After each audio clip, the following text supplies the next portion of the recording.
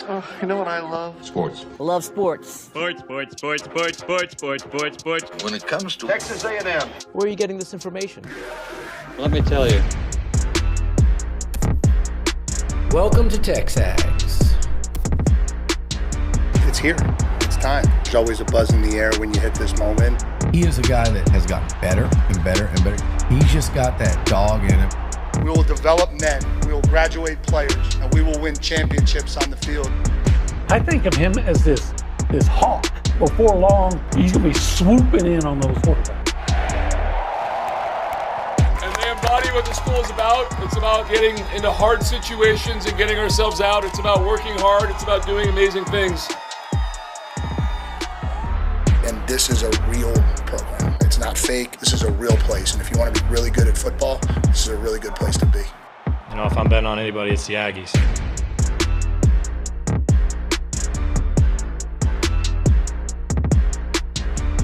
And just like that, we're in our seats. 2.5 seconds ago, we were slowly making our way over. Good morning, buddy. Good morning.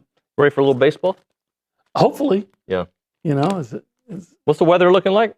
well, I mean, it's raining now. I don't know what it's supposed to be doing around 6 o'clock tonight. We need Max Crawford to show up. Just snap our fingers and he could just tell us what's going on. Yeah, I need to. I would like to get out and watch that game. My good friend Jack can't use his tickets, so he sent them to me. Must be nice to have good friends like that. It is. Yeah. It's great to have good friends anyway, but it's even better when you have good friends that'll loan you their tickets. Yeah. Well, we've got Shane Sadeo going today. Uh-huh. Well, hold on. I think I hear the weather just change as we talk about it. Jesus, hello. So yeah, we need maybe a shorter, better Shane Sadeo, right? Like he seems he ran into some problems last week. Okay. Right? Mm-hmm. But before he ran into those problems, he looked pretty good. Yeah. So let's just maybe tap out before we get to the problems. Yeah, I once saw a high school pitcher from New Braunfels. He ended up playing on one of Texas's national championship teams. But I'd watch this guy play when I was covering high schools, and this guy was like untouchable through 5 innings. Yeah. But every time I saw him play, when he got to the 6th inning, he got shelled. And I remember thinking, okay, you got to get a gauge on a guy like that. And then I didn't have a problem sending him out there, but you get an idea how far you can go to really rely on somebody. Yeah. And then after that, keep a really close eye and have a quick hook. Yeah. And I think that's what you're suggesting. Yeah, I mean, and if he's great, let him keep going, right? Like I'm not suggesting, but it seemed like maybe 3.5, 4 innings. I think they kept him in. I think we all think they kept him in an inning too much, maybe a couple of batters too much. When they're getting 6 and 7 hits in a row. Yeah. It's a pretty good indication that maybe it's time to change. Big series, buddy. Yeah. Big series for perception, big series for the way we talk about them. Because I know our fan base. I know all fan bases, right? Not all of them, but I know what it is. And the cliff jumpers will show up. And just because you win this series doesn't mean anything because there's a lot still ahead, right? Of course. And then, all eyes on next weekend. But this could be very big for what the rest of the season feels like moving forward. Look, first of all, it's a home series. It's very important in SEC play to win the series at home. You already let one get away from you. Of course, it was against a top 10 team. Vanderbilt has that baseball cachet, a big name. Now, I don't think this is a vintage Vanderbilt team from what I've been able to follow. Yeah. Their pitching has been an issue. Apparently, they've had a lot of injuries, but the fact of the matter is you felt good about what you saw from A&M last week. Hey, they went it on the road to Missouri and they swept them. But then you have to, the naysayers say, well, you should sweep them. You should never have to be expect to sweep a team on the road. But they're going to say you should sweep them because they're one of the weakest teams. So what you need to do then is follow that up with at least winning a series against a team that's maybe not as good as they are when they're at their best, but is still a dangerous opponent. Well, to me, that's an interesting thing that you said there. You should win a series on the road against a bad Missouri team. You know what that means to me? That you're not considered a bad team anymore. Yeah. Yeah, right? Like last year, we thought they were going to beat Missouri. Like, there's no doubt they turned their season around. Yeah, but it ended up being a bad year. And in a bad year, you lose series like you lost in Missouri. right. This year, they should win against Missouri. And I think, even though Vandy's hot, they should win against Vandy. I expect them to win the series. Now, maybe the real baseball experts like Broniger and Richard Zane would say, "Oh no, you know, they're going to be, it's going to be good fortune, if they win 2 out of 3, because it is Vanderbilt, you know." Again, that's a really good program, and maybe they're getting healthy. I think Tennessee's a shadow of itself too, right? So, you know, I could be speaking a little bit out of turn, but I expect them to win the series. And I think if they can win this series and go, you know, improve their record, what would that make them? 7-6? Mm-hmm. Yeah. Well, anyway, whatever it is, then I'm feeling like, okay, you know, this is a team that is on its way. Your last game against, if they win the series, your last game against Georgia, a really good team, you won. Yep. Then you swept Missouri, and then you came back and won a series. You have a lot of momentum going into play Texas. Well, they've won 6 in a row, right? Is it 6? What? Yeah, 6 in a row. Yeah, yeah. The 2 midweeks and then the 4 straight SEC games. So, thank you, Nick. Gladly take that. Yeah. So, hey, and maybe they'll sweep Vandy. But I'm not going to call for that. Let's just get a win, and however they come, hey, you know what? win the tonight. series. Let's talk about win tonight. Shadeo. I changed his name to Shadeo. Shadeo, give it to me. Let's get a great outing and get a series win. Obi, I think you're underrated at telling human interest stories. I really enjoyed the article you wrote yesterday. John Watson, right? And also it's John Callahan. John Callahan and a young lady named Brianna, and I'm going to butcher the names. Like and I shouldn't even say Brianna, and but mainly the story was focusing on the relationship between John Callahan, who's a senior biomedical sciences major. Yep. And he's going to graduate next month, and then go to medical school. Mm-hmm. Wants to be a doctor of some sort, orthopedics. Yep. And he has volunteered to visit each week with a hospice patient. John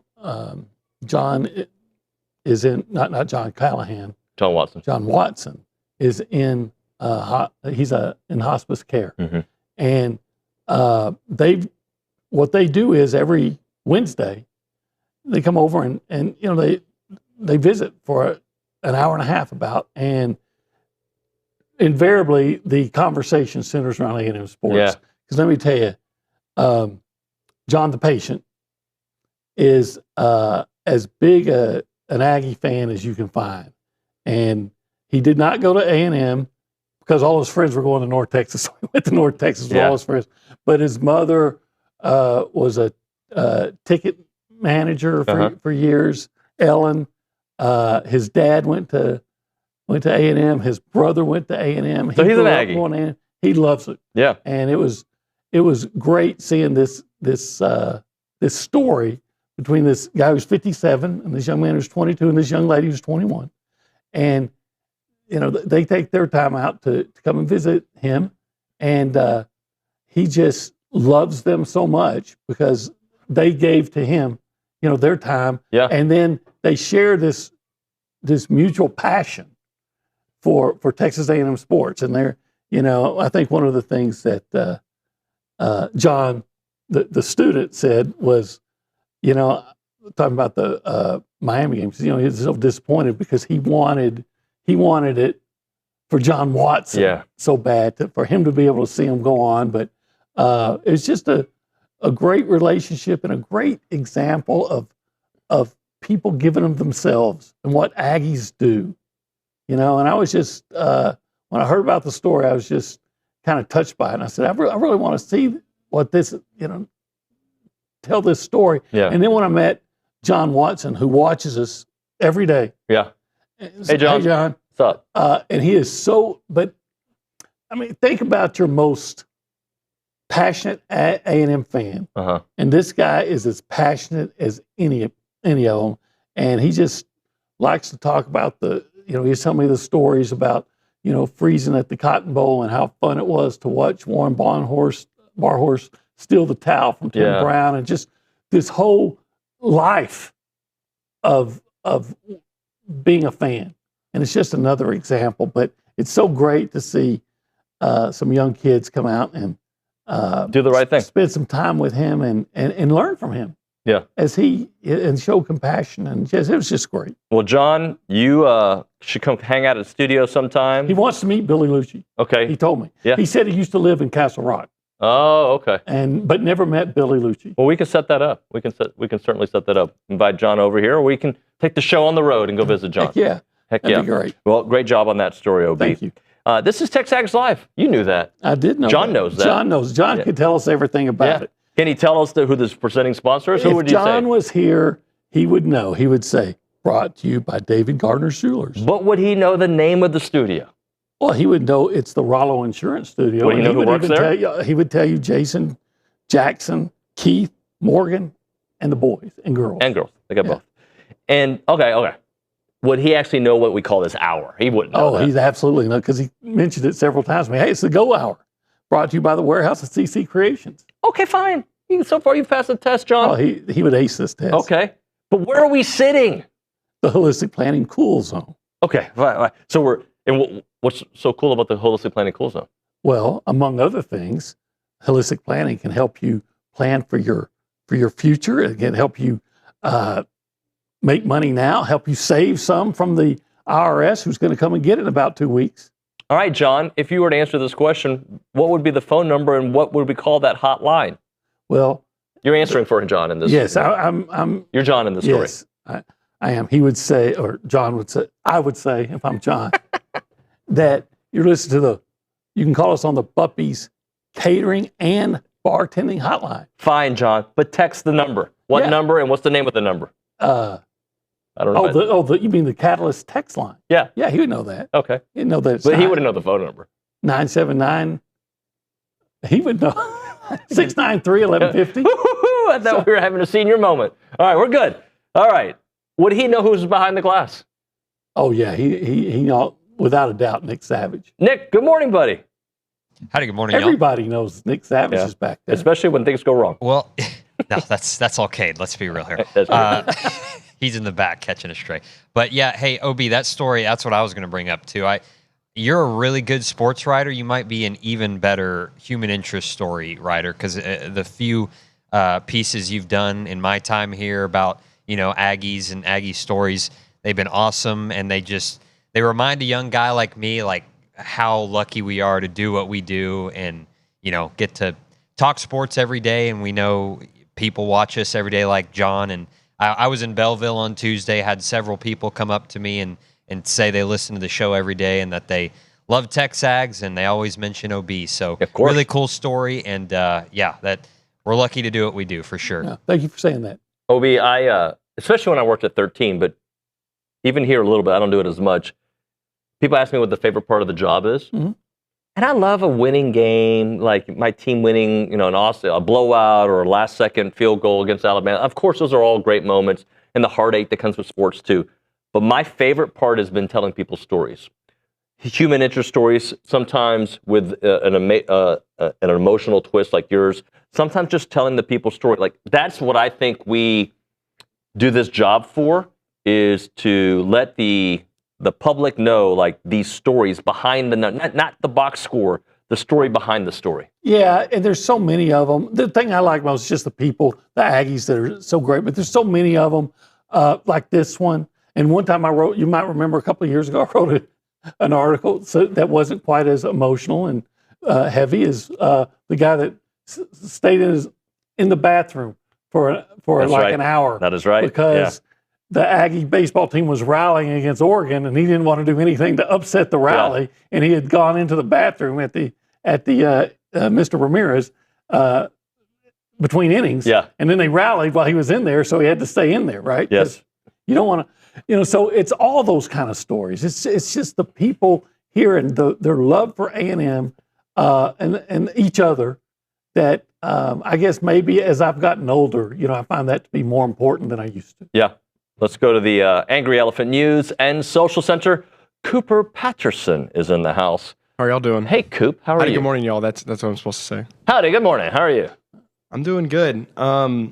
I want to remind the people, if they've already been listening, they've probably figured it out by now, but the baseball series doesn't start when it usually does. It's not on Friday this week. Right. It's today on Thursday. So if you're expecting, I'm going to get down here, I'm going to go Friday, Saturday, Sunday, not going to happen. We're playing Easter tonight. Is Sunday, by the way. Easter is Sunday, so that's the reason they pushed it up. Oh, is that right? Because I thought the SEC, don't they have at least one game to start on Thursday to start the week? So is that the rule? I don't know. It seems like I think Nick Savage has got the answer. I don't know if there's a specific number of series, but there's definitely a series that starts on Thursday every week. Okay. Not only is that the case in baseball, that's also the case in softball. They will play Georgia tonight at 6 p.m. They will play them this whole weekend, Thursday, Friday, Saturday. Same as baseball playing Vanderbilt this weekend as well. But with the inclement weather, pay attention to the... Is inclement weather the right word there? Yeah. The rain, pay attention to the game times and when they might be starting and changing. We had Trisha Ford in the studio yesterday, and I know it was a tough series against Texas because of the what-ifs. The one play here, the one play there could have made a huge difference.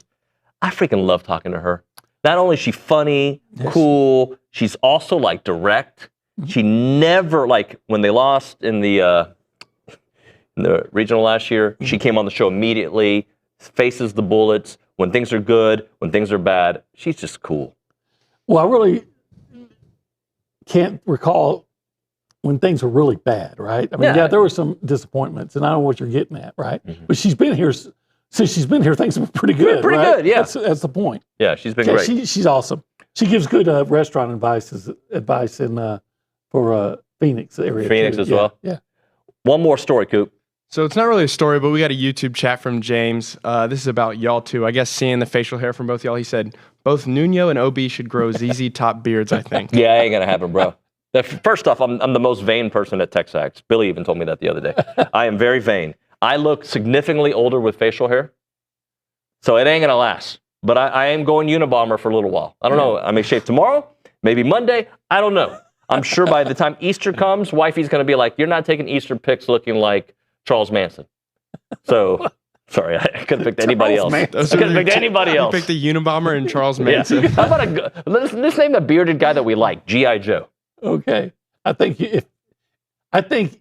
James Harden. I have to believe that you would aspire to be and look like G.I. Joe.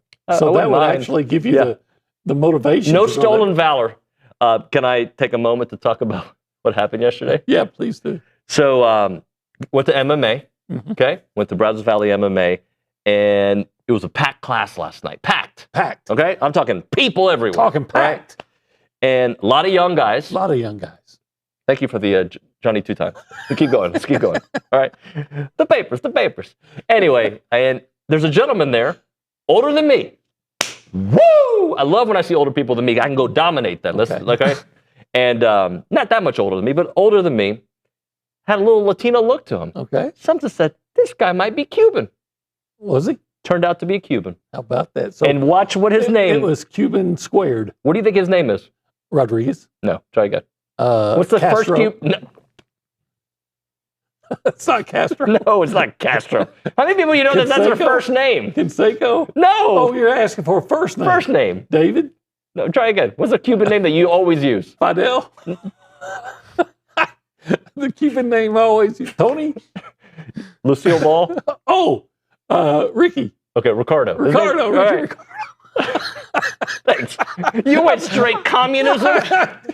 I went Charles Manson earlier, and you go Fidel. I was thinking Fidel too. Don't worry. Well, and I'm not growing that beard. If someone says, name a Cuban name, what name? Marco Rubio. That would have been the first name I would have picked. I like him. Okay. Canseco Palmeiro. Anyway. Rafael. Rafi.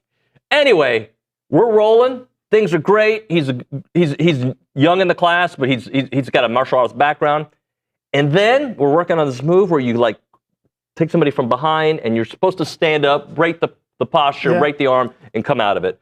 Well, instead of breaking the posture, he comes down and I hyperextend my right ankle. Oh. And there's been an injury situation. So Okay. I'm hoping it's only a couple days.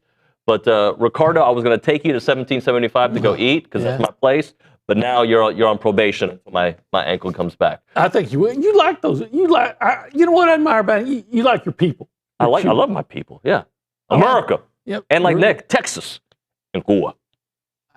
I admire that. In fact, I bet you'd take those blue pills just because Rafael Palmeiro endorses them. Don't need to yet. but you know why? Yet. Yeah. You know why? Because I get enough protein. And I get enough protein. My caloric intake is fantastic because I go to 1775. And get that succulent brisket. Yeah. Or those magnificent pork ribs. Pork ribs. Or Yeah. that jalapeno Cheese sausage. Yeah. Yeah. See? Blue pills, cheese sausage. It's great. And also the queso mac. How does blue pills? I don't know. Please elaborate. We can move on. 1775 is the website, longest live spot ever with MMA mixed into it. 1775txbbq.com, 979-492-6241. It is 1775. And it's good.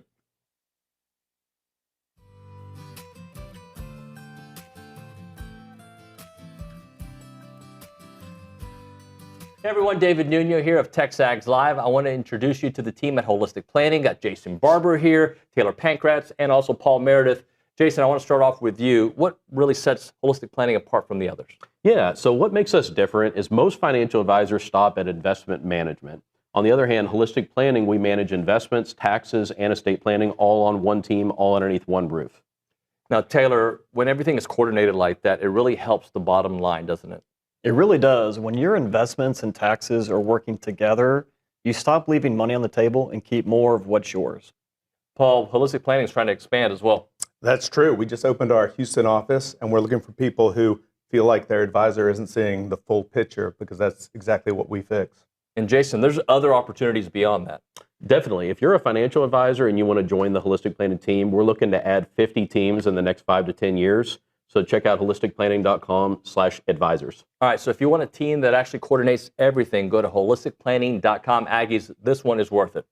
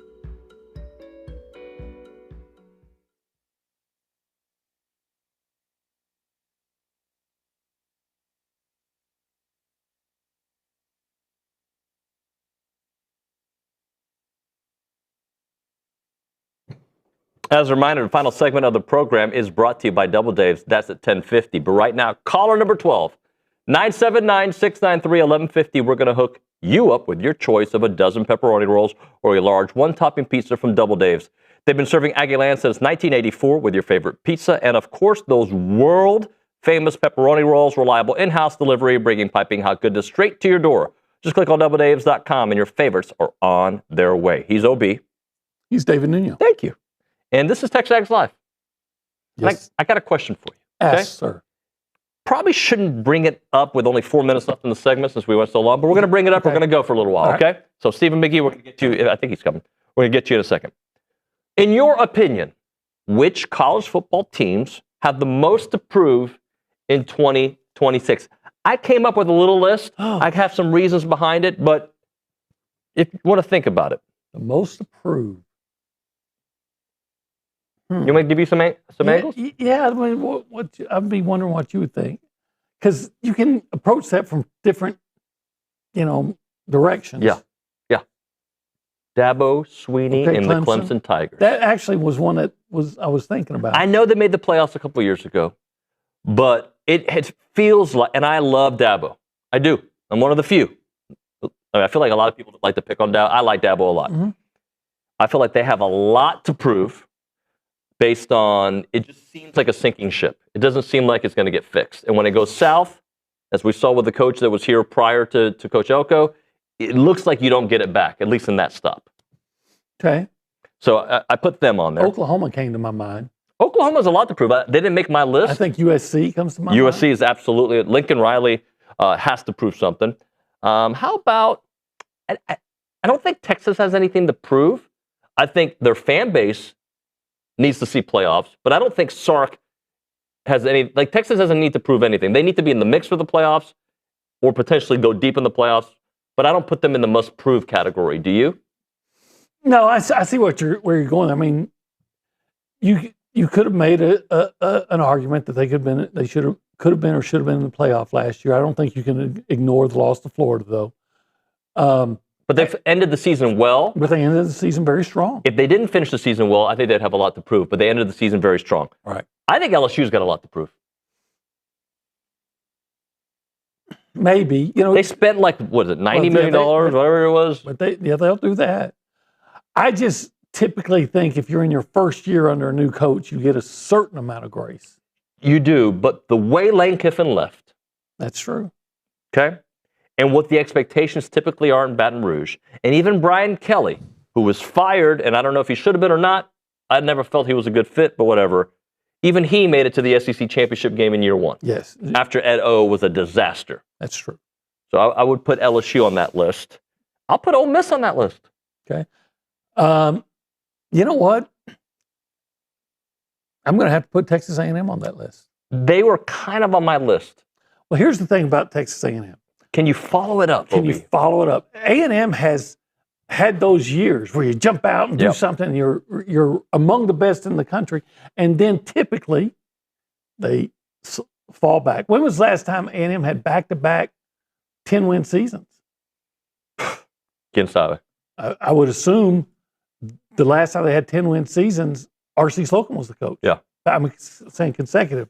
So it hasn't happened in the 2000s. So I think there would be those that would say, A&M has something to prove, to say, hey, yeah, you had a great year, but is this sustainable? Are you going to follow it up with a great year and show that you are arriving under Mike Elko as not just a good team, but a team that's consistently among the best? Sustainable, right? Alabama's got to be on that list. Absolutely. And Alabama was one of my first original thoughts. But Kalen DeBoer has a lot to prove. Right.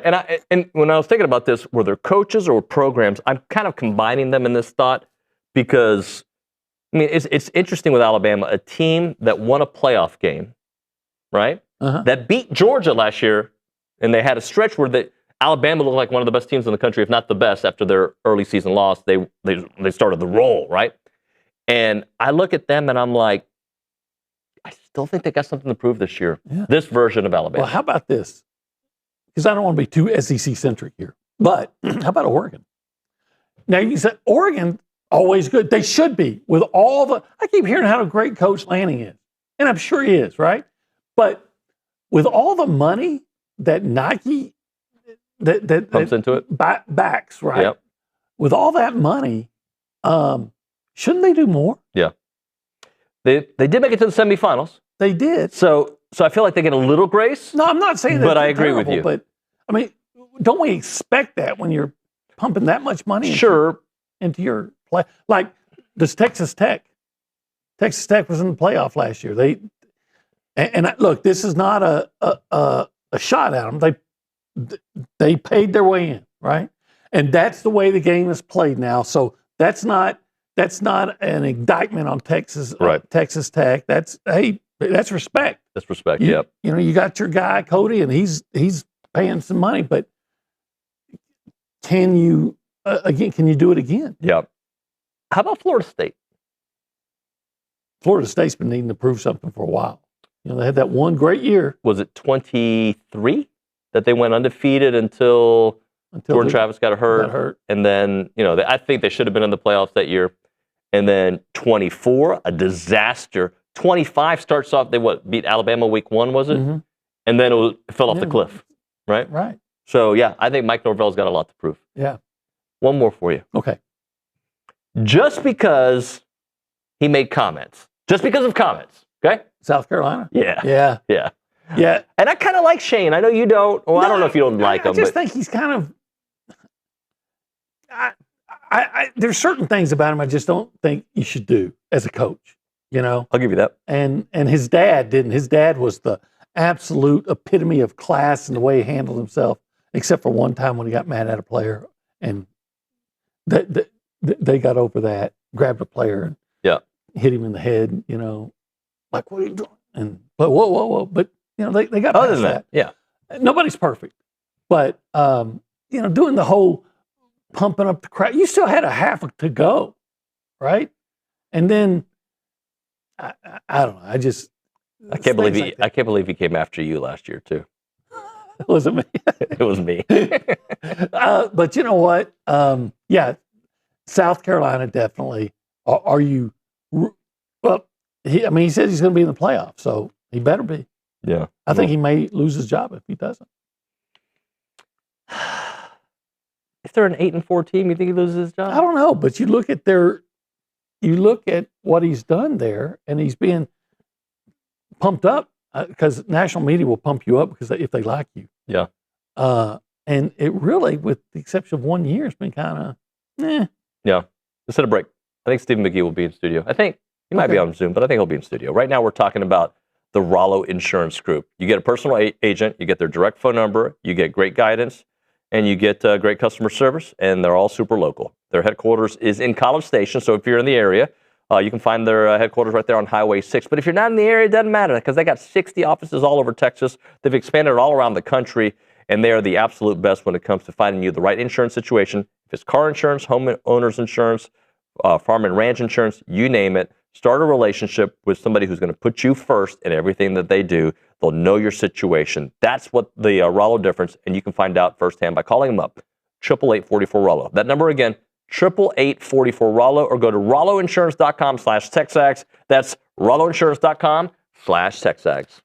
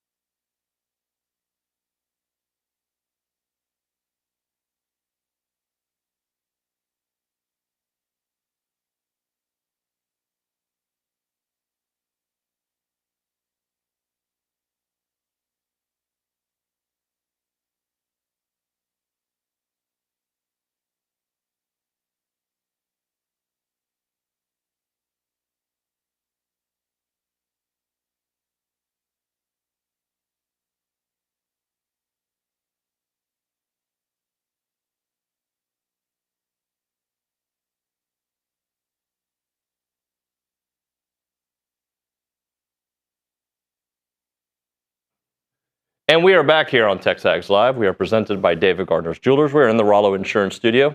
And our good friend, QB1, Stephen McGee from Paragon Financial, joining us as I gingerly walk to my desk. Hello, Stephen. You did very gingerly walk to your desk. Dealing with a little injury situation. What happened? Oh, you were working? What was it called? Grappling. No, not grappling. What's the other Jiu-jitsu? thing BJJ? He did last week when he was gone? Oh, the high rocks. Oh, the high rocks. That was I fun. can't even keep up with all of it. He grapples, he high rocks, he jiu-jitsu. Dude, high rocks is great. You'd like it. Yeah. You think I would? Yeah, I think you would. I mean, you do. I mean, we actually debated this last week. Like, what's your price tag to drive through Houston, absorb all that traffic, sit there? That part sucked. Pay an entry fee, and then get clobbered for the next 3 hours. Hour and 30 minutes. For you, 3 hours for OB. Oh, well, that not longer than that. A lot longer? Yeah. Yeah. It was great. Can we call timeouts? Oh, man, there'd have to be. They'd have to have vomit time for me. Vomit time? I saw somebody in front of me vomit as they were running. I saw it. Was. Have you ever run so much that you threw up? Never. I remember my first football practice in my junior year, and I got through it, and I thought, okay. And then the coach said, we're going to run up this hill now 5 times. And it was a pretty steep hill. And I got the 5th one, just finished. I'm coming down, and I just stopped and barfed. Yeah. Never a fun feeling. So my dad run. used to make me run the quarter mile. He said that it would put hair on my chest, and I'd be a real man. Did it? It did not. Really? It maintained the skinny form, and no hair grew into my chest, which I'm actually thankful for now. Yeah. What if they said it would put hair on your head? I would pursue the 400 meters. Yes. You and me both. So this came up in the office yesterday, and I thought it'd be a good topic for you. Okay? Oh, boy. College football coaches as TexAgs employees. So who is Billy Lucci in the college football coaching world? Who is Olin Buchanan? Who's David Nuño? Who's Stephen McGee? Who's Ryan Broniger? Who's Zane? Oh, boy, this is so hard. I love this game, we know him. He's Mike Leach. He is Mike Leach. I would take that. I always liked Mike Leach. Mike Leach would always call you back. Yeah, he was great. He was great about that. Yeah, I would take Mike Leach. Man, here's going crazy today. You are, Michael. That's a really good one. I like Who's that. Lucci? Paterno? I feel like Joe Paterno. Well, I feel like Lucci's Lane Kiffin. I heard that in the office as well. Okay. Yeah. You did hear that? I did hear that. Why are you acting like I shouldn't have said that? No, it's fine. Because you're employed by him, you can't say that? No. I mean, that's fine. I mean, I think he's the highest paid coach in college football. The best parts of Lane Kiffin, I think, are Billy. Not like all the other stuff. Fair. Yeah. He's not as abrasive. Lucci's obviously like the very nice guy, but I feel like there's some commonality there. Both like blondes. Please tell us more. The beer? Oh, all right. And so I think Lane works for him. Bronny? Bronny, he reminds me of the Arkansas coach. No, Bronny is, I'll tell you right now. Don't tell me the Kansas coach. No, Bronny. Bangino? Yeah, not him. Bronny, you're Ed Orgeron. There we go. That's really good. That's a really good one. Of course it is, because I gave it. Dude, I can't wait. Kind of built like Ed Orgeron. Bronny's going to, our phone is going to be going off in 3, 2, 1. I want to hear Bronny go Tigers. Hey, let me ask you this way. What? Who does Bronny think he is? Oh, he thinks he's Nick Saban. Yeah, Signetti. We love you, Bronny. We love you a lot. Zane? Ooh. Lincoln Riley? Yeah. There's a little Lincoln Riley little in hot there. shot when he was coming up, Thinks he's better than he is. No, I think we're just pretty good. Pretty good. Thinks he's better than he is. Yeah. Yeah. Lincoln Riley? I'm trying to think of a Jewish coach. Oh my God. I can't think Do we got one, Cooper? There's got to be a Jewish coach out there. Coach Rabinowitz? I don't know. Who is Stephen McGee? Stephen McGee as a coach. Huh. Somebody who's always in. Well, see, again, which Steve McGee? Steve McGee now? Oh, yeah, because you said, okay. Now Jed Fish at Washington. He's Jewish. Fish, Zane. Yeah. 4-letter last name. Okay. Yeah. I didn't know Jed Fish was Jewish. I didn't either. I learned something new today. Google AI is saying that. Okay. Google AI. Who knows? It's always lies. It'll tell you Jimbo Fisher's still the head coach. Stephen McGee is Dennis Franchione. The best parts of Dennis Franchione. Thank you. No.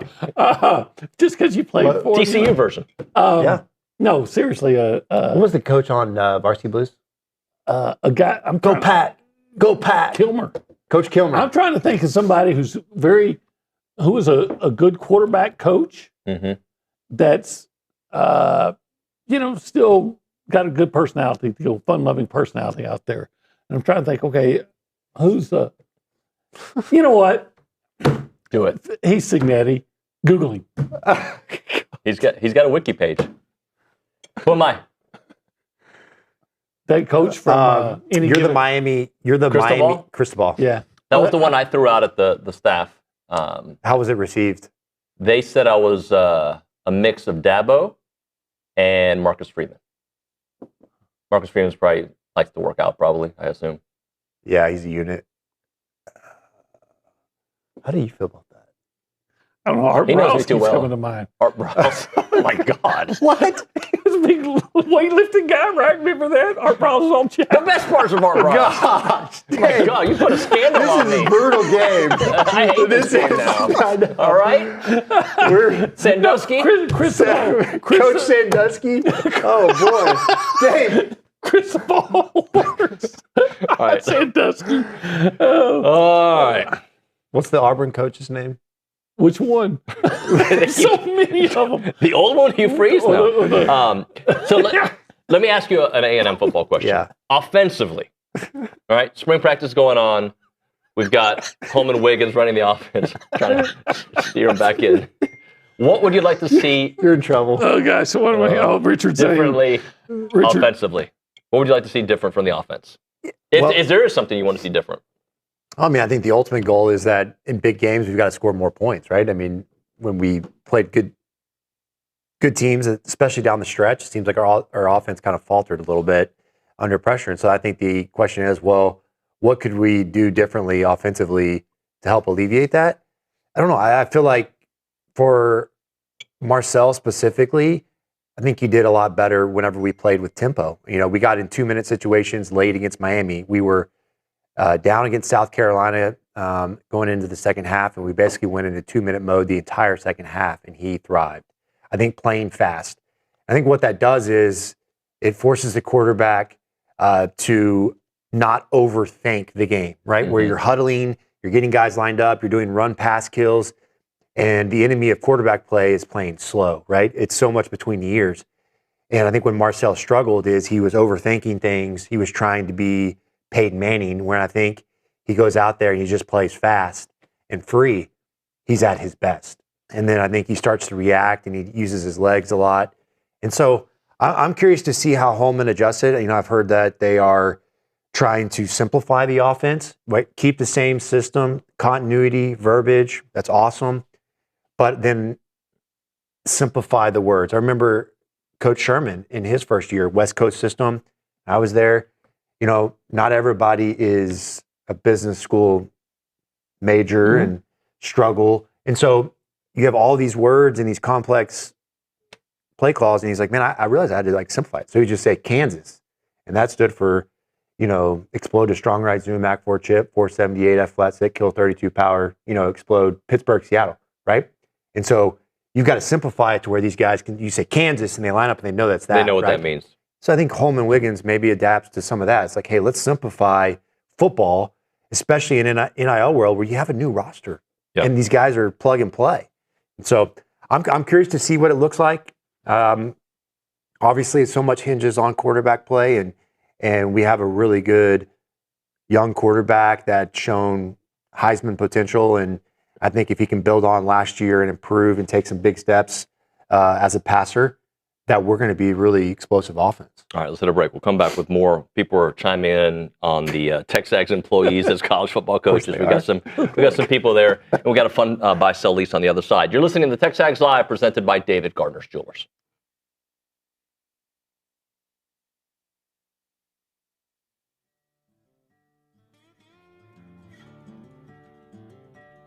All right, we're talking about Burlebo, the heart of Texas. More than an outdoor lifestyle brand, its products created with you in mind. Currently, I'm wearing the performance polo, the Texas Maroon and Gray. If you look into it, you've got the state of Texas in gray, and you also got it in maroon. It's one of their highest, most popular sales that they have there. It is really nice. Comfort and versatility. You can wear it in any situation. Quick drying, fits the size. But Burlebo, they're rooted in tradition, fueled by passion for the outdoors, designs high-quality apparel that works just as hard as you do. So whether you're hitting a workout, enjoying a day of fishing, or cheering on your favorite college team, their gear is made for the athlete, the outdoorsman, and the everyday adventure. And it's really nice. I wore this one to church the other day. People talked about it. Really, my kids were like, Dad, you look pretty good today. From athletic shorts to your favorite go-to tees and performance hoodies, they have everything you want. Check out burlebo.com and find your new favorite gear. It's Burlebo for the athlete, for the outdoors, and for the family.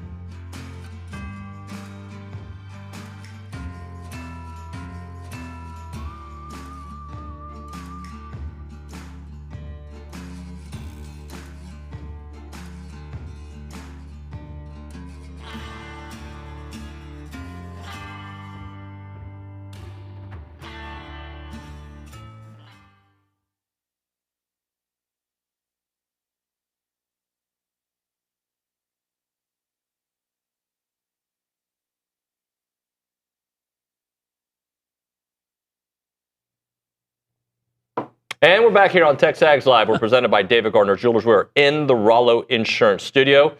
Buy, sell, and hold now. Brought to you by Aggie and Paragon Financial Advisors. If you want financial guidance that truly puts you first, visit paragon-adv.com. Gentlemen, Mr. McGee, Mr.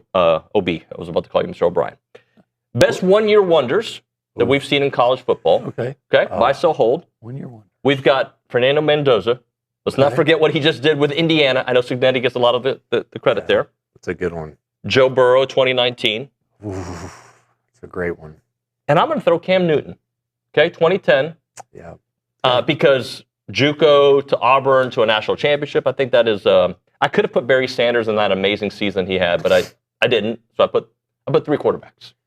They're all 3 great. Got to buy, so hold a story. I'm going to buy Joe Burrow. I think it was the single greatest season that any individual quarterback has had. I think statistically, the production, championship, I mean, he did it all.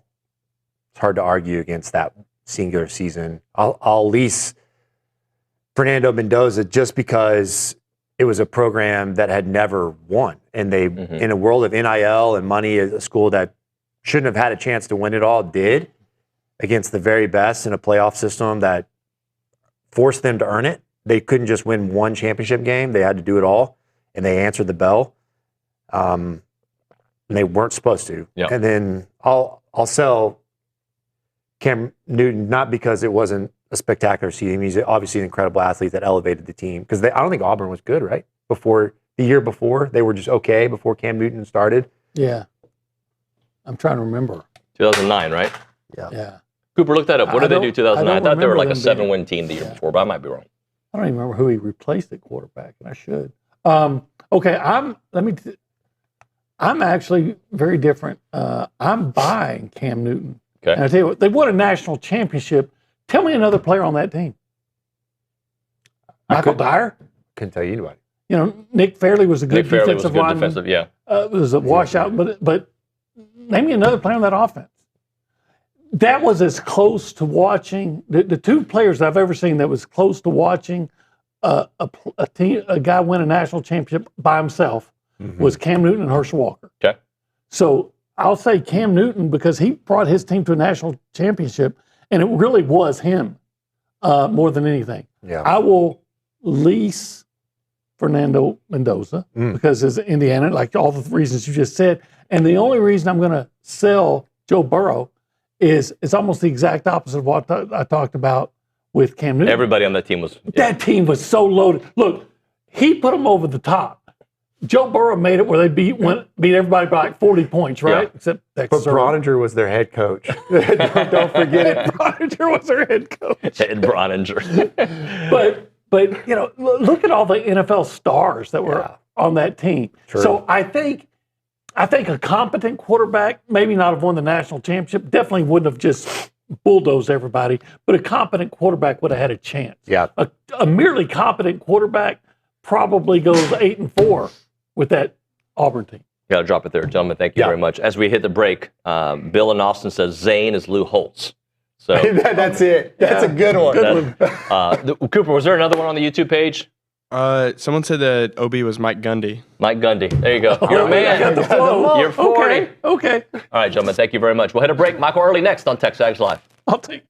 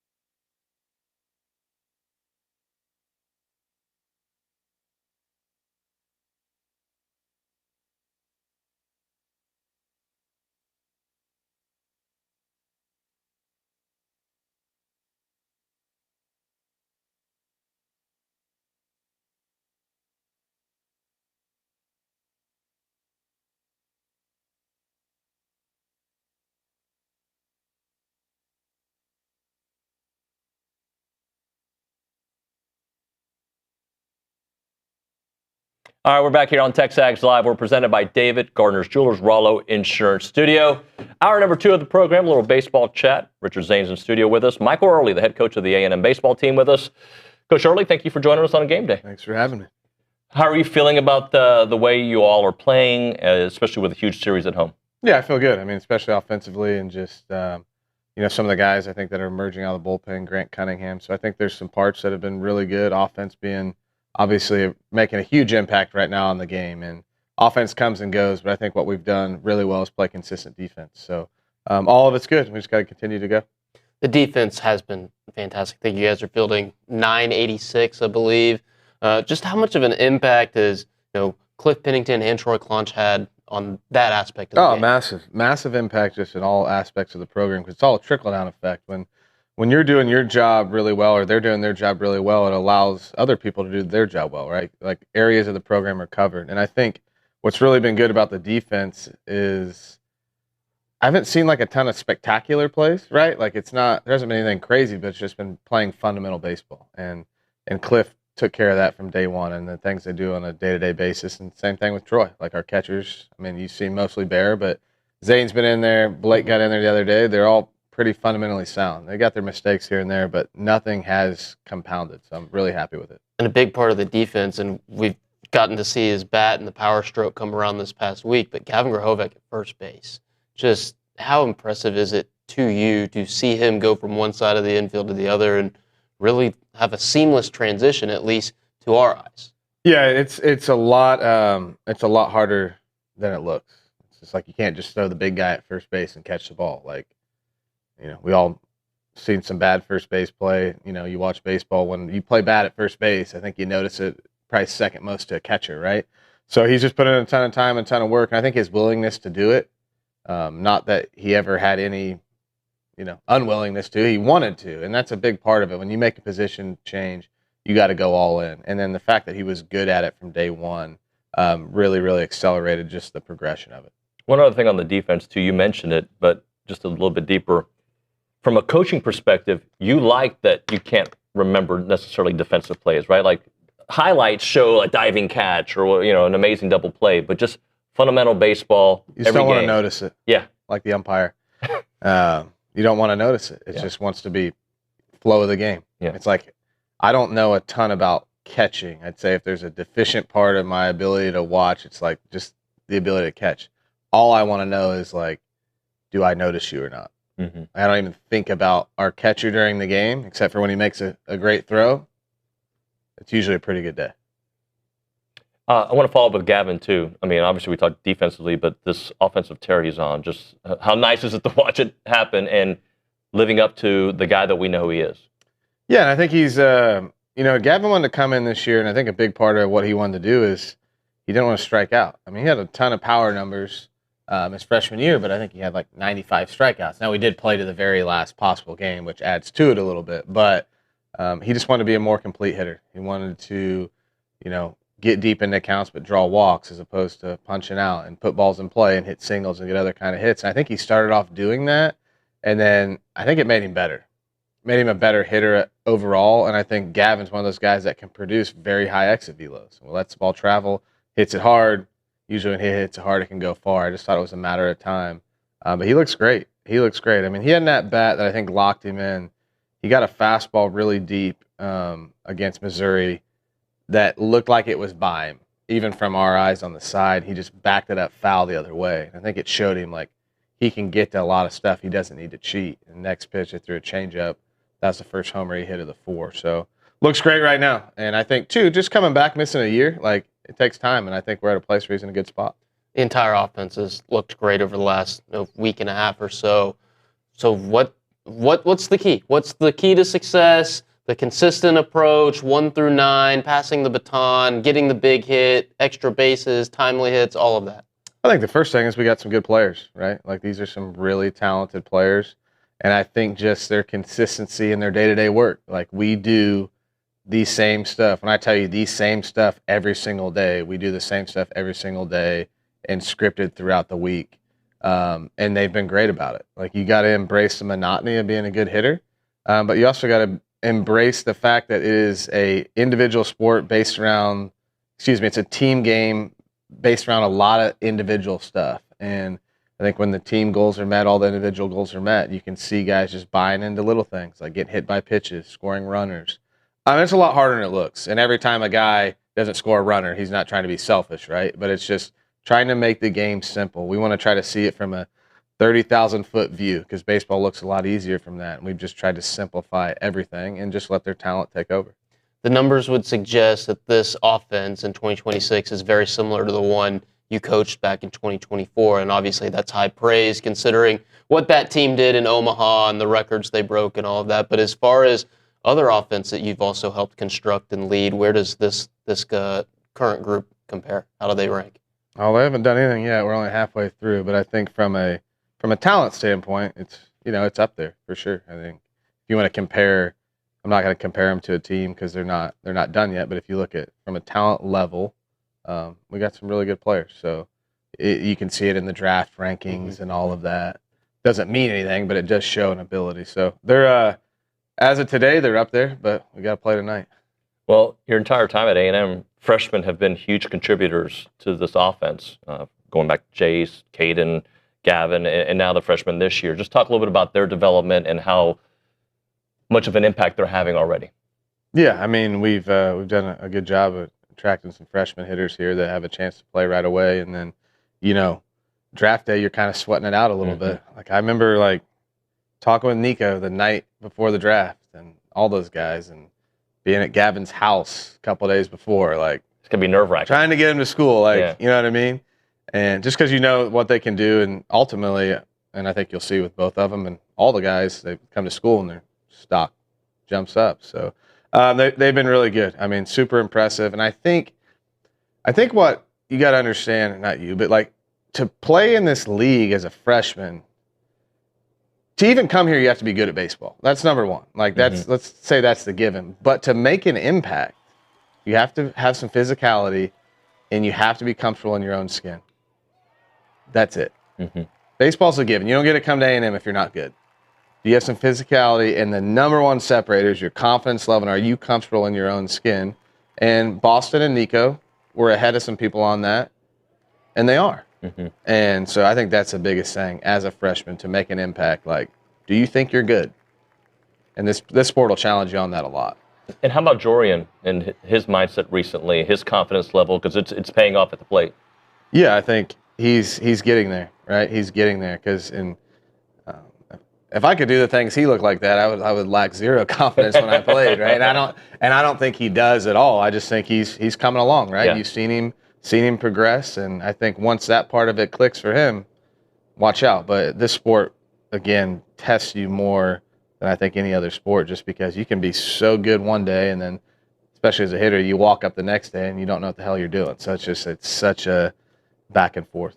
We got to talk to you Tuesday post-game about Jorian. He hits a home run, but he also drops a ball in right field. So how has he digested what was an up and down night against Sam Houston, and how have you digested it as well? He's fine. Jorian's a really good outfielder. He just made a mistake by looking at Chris instead of running in and catching the ball. It was funny. I was actually walking by the front door yesterday, and his thumbprint wasn't working.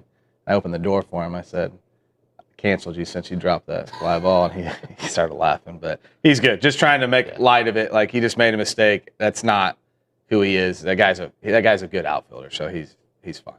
I'm embarrassed because I didn't Google before, but I hear the rain right now. Have you heard anything about today, tomorrow, anything weather-wise? We're good today. Good to go? Should be good tomorrow. I think Saturday I'm going to get some information. So I'm not sure how great Saturday looks, but today it's supposed to clear out by 2. I'm just hoping we get a take BP, and Friday's great. So when you look at this weekend and the team that's coming in, and you've done the scout of Vanderbilt, what do you see from this Tim Corbin team, a team that hits home runs, or at least they are up there in the national rankings, but they don't pitch as much as typical Tim Corbin teams have done in the past?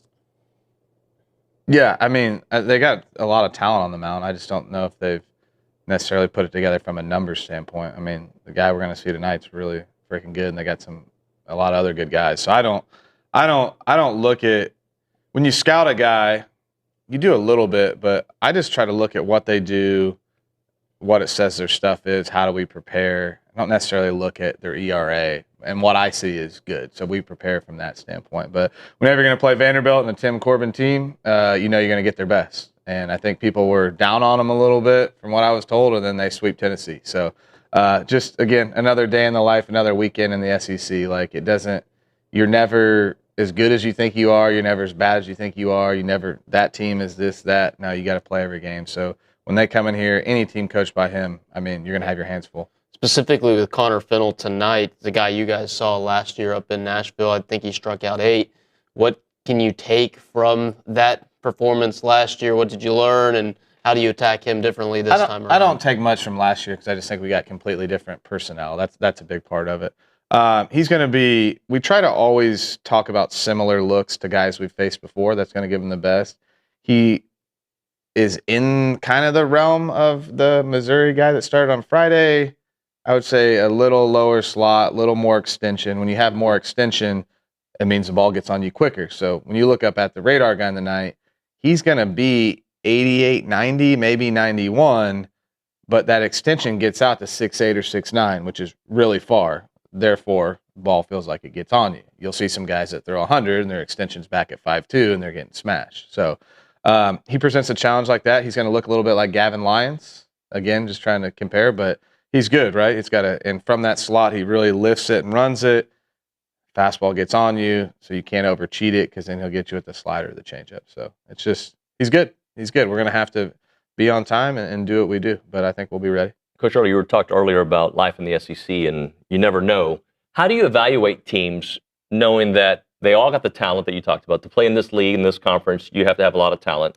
You may see their record and be like, I don't know. And then they go and they sweep Tennessee, right? So how do you, beyond talent, evaluate these teams? I think the biggest thing, Dave, is what you have to do is you have to worry about yourself. Like, you have to scout the team, have an idea what you want to do, be prepared if they do anything wacky, like in most teams in our league don't, outside of Kentucky and Missouri a little bit. And then just coach your team. Like, do what you do best and don't do anything that you can beat yourself with. I think that's the biggest thing. Like, you play to, it's not circumstances, it's not the scoreboard. You just play to a standard. And I think that's the biggest part of it.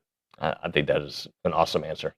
Coach Earley, good luck this weekend. Appreciate it. Starting today. And thank you very much for coming in. Thank you, guys. Thanks for having me. Appreciate you. That was Michael Earley here on TexAgs Live. We'll hit a break. We'll come back a little bit, follow up on baseball, and then we'll talk to Chris Gordy from Locked On SEC. It's TexAgs Live.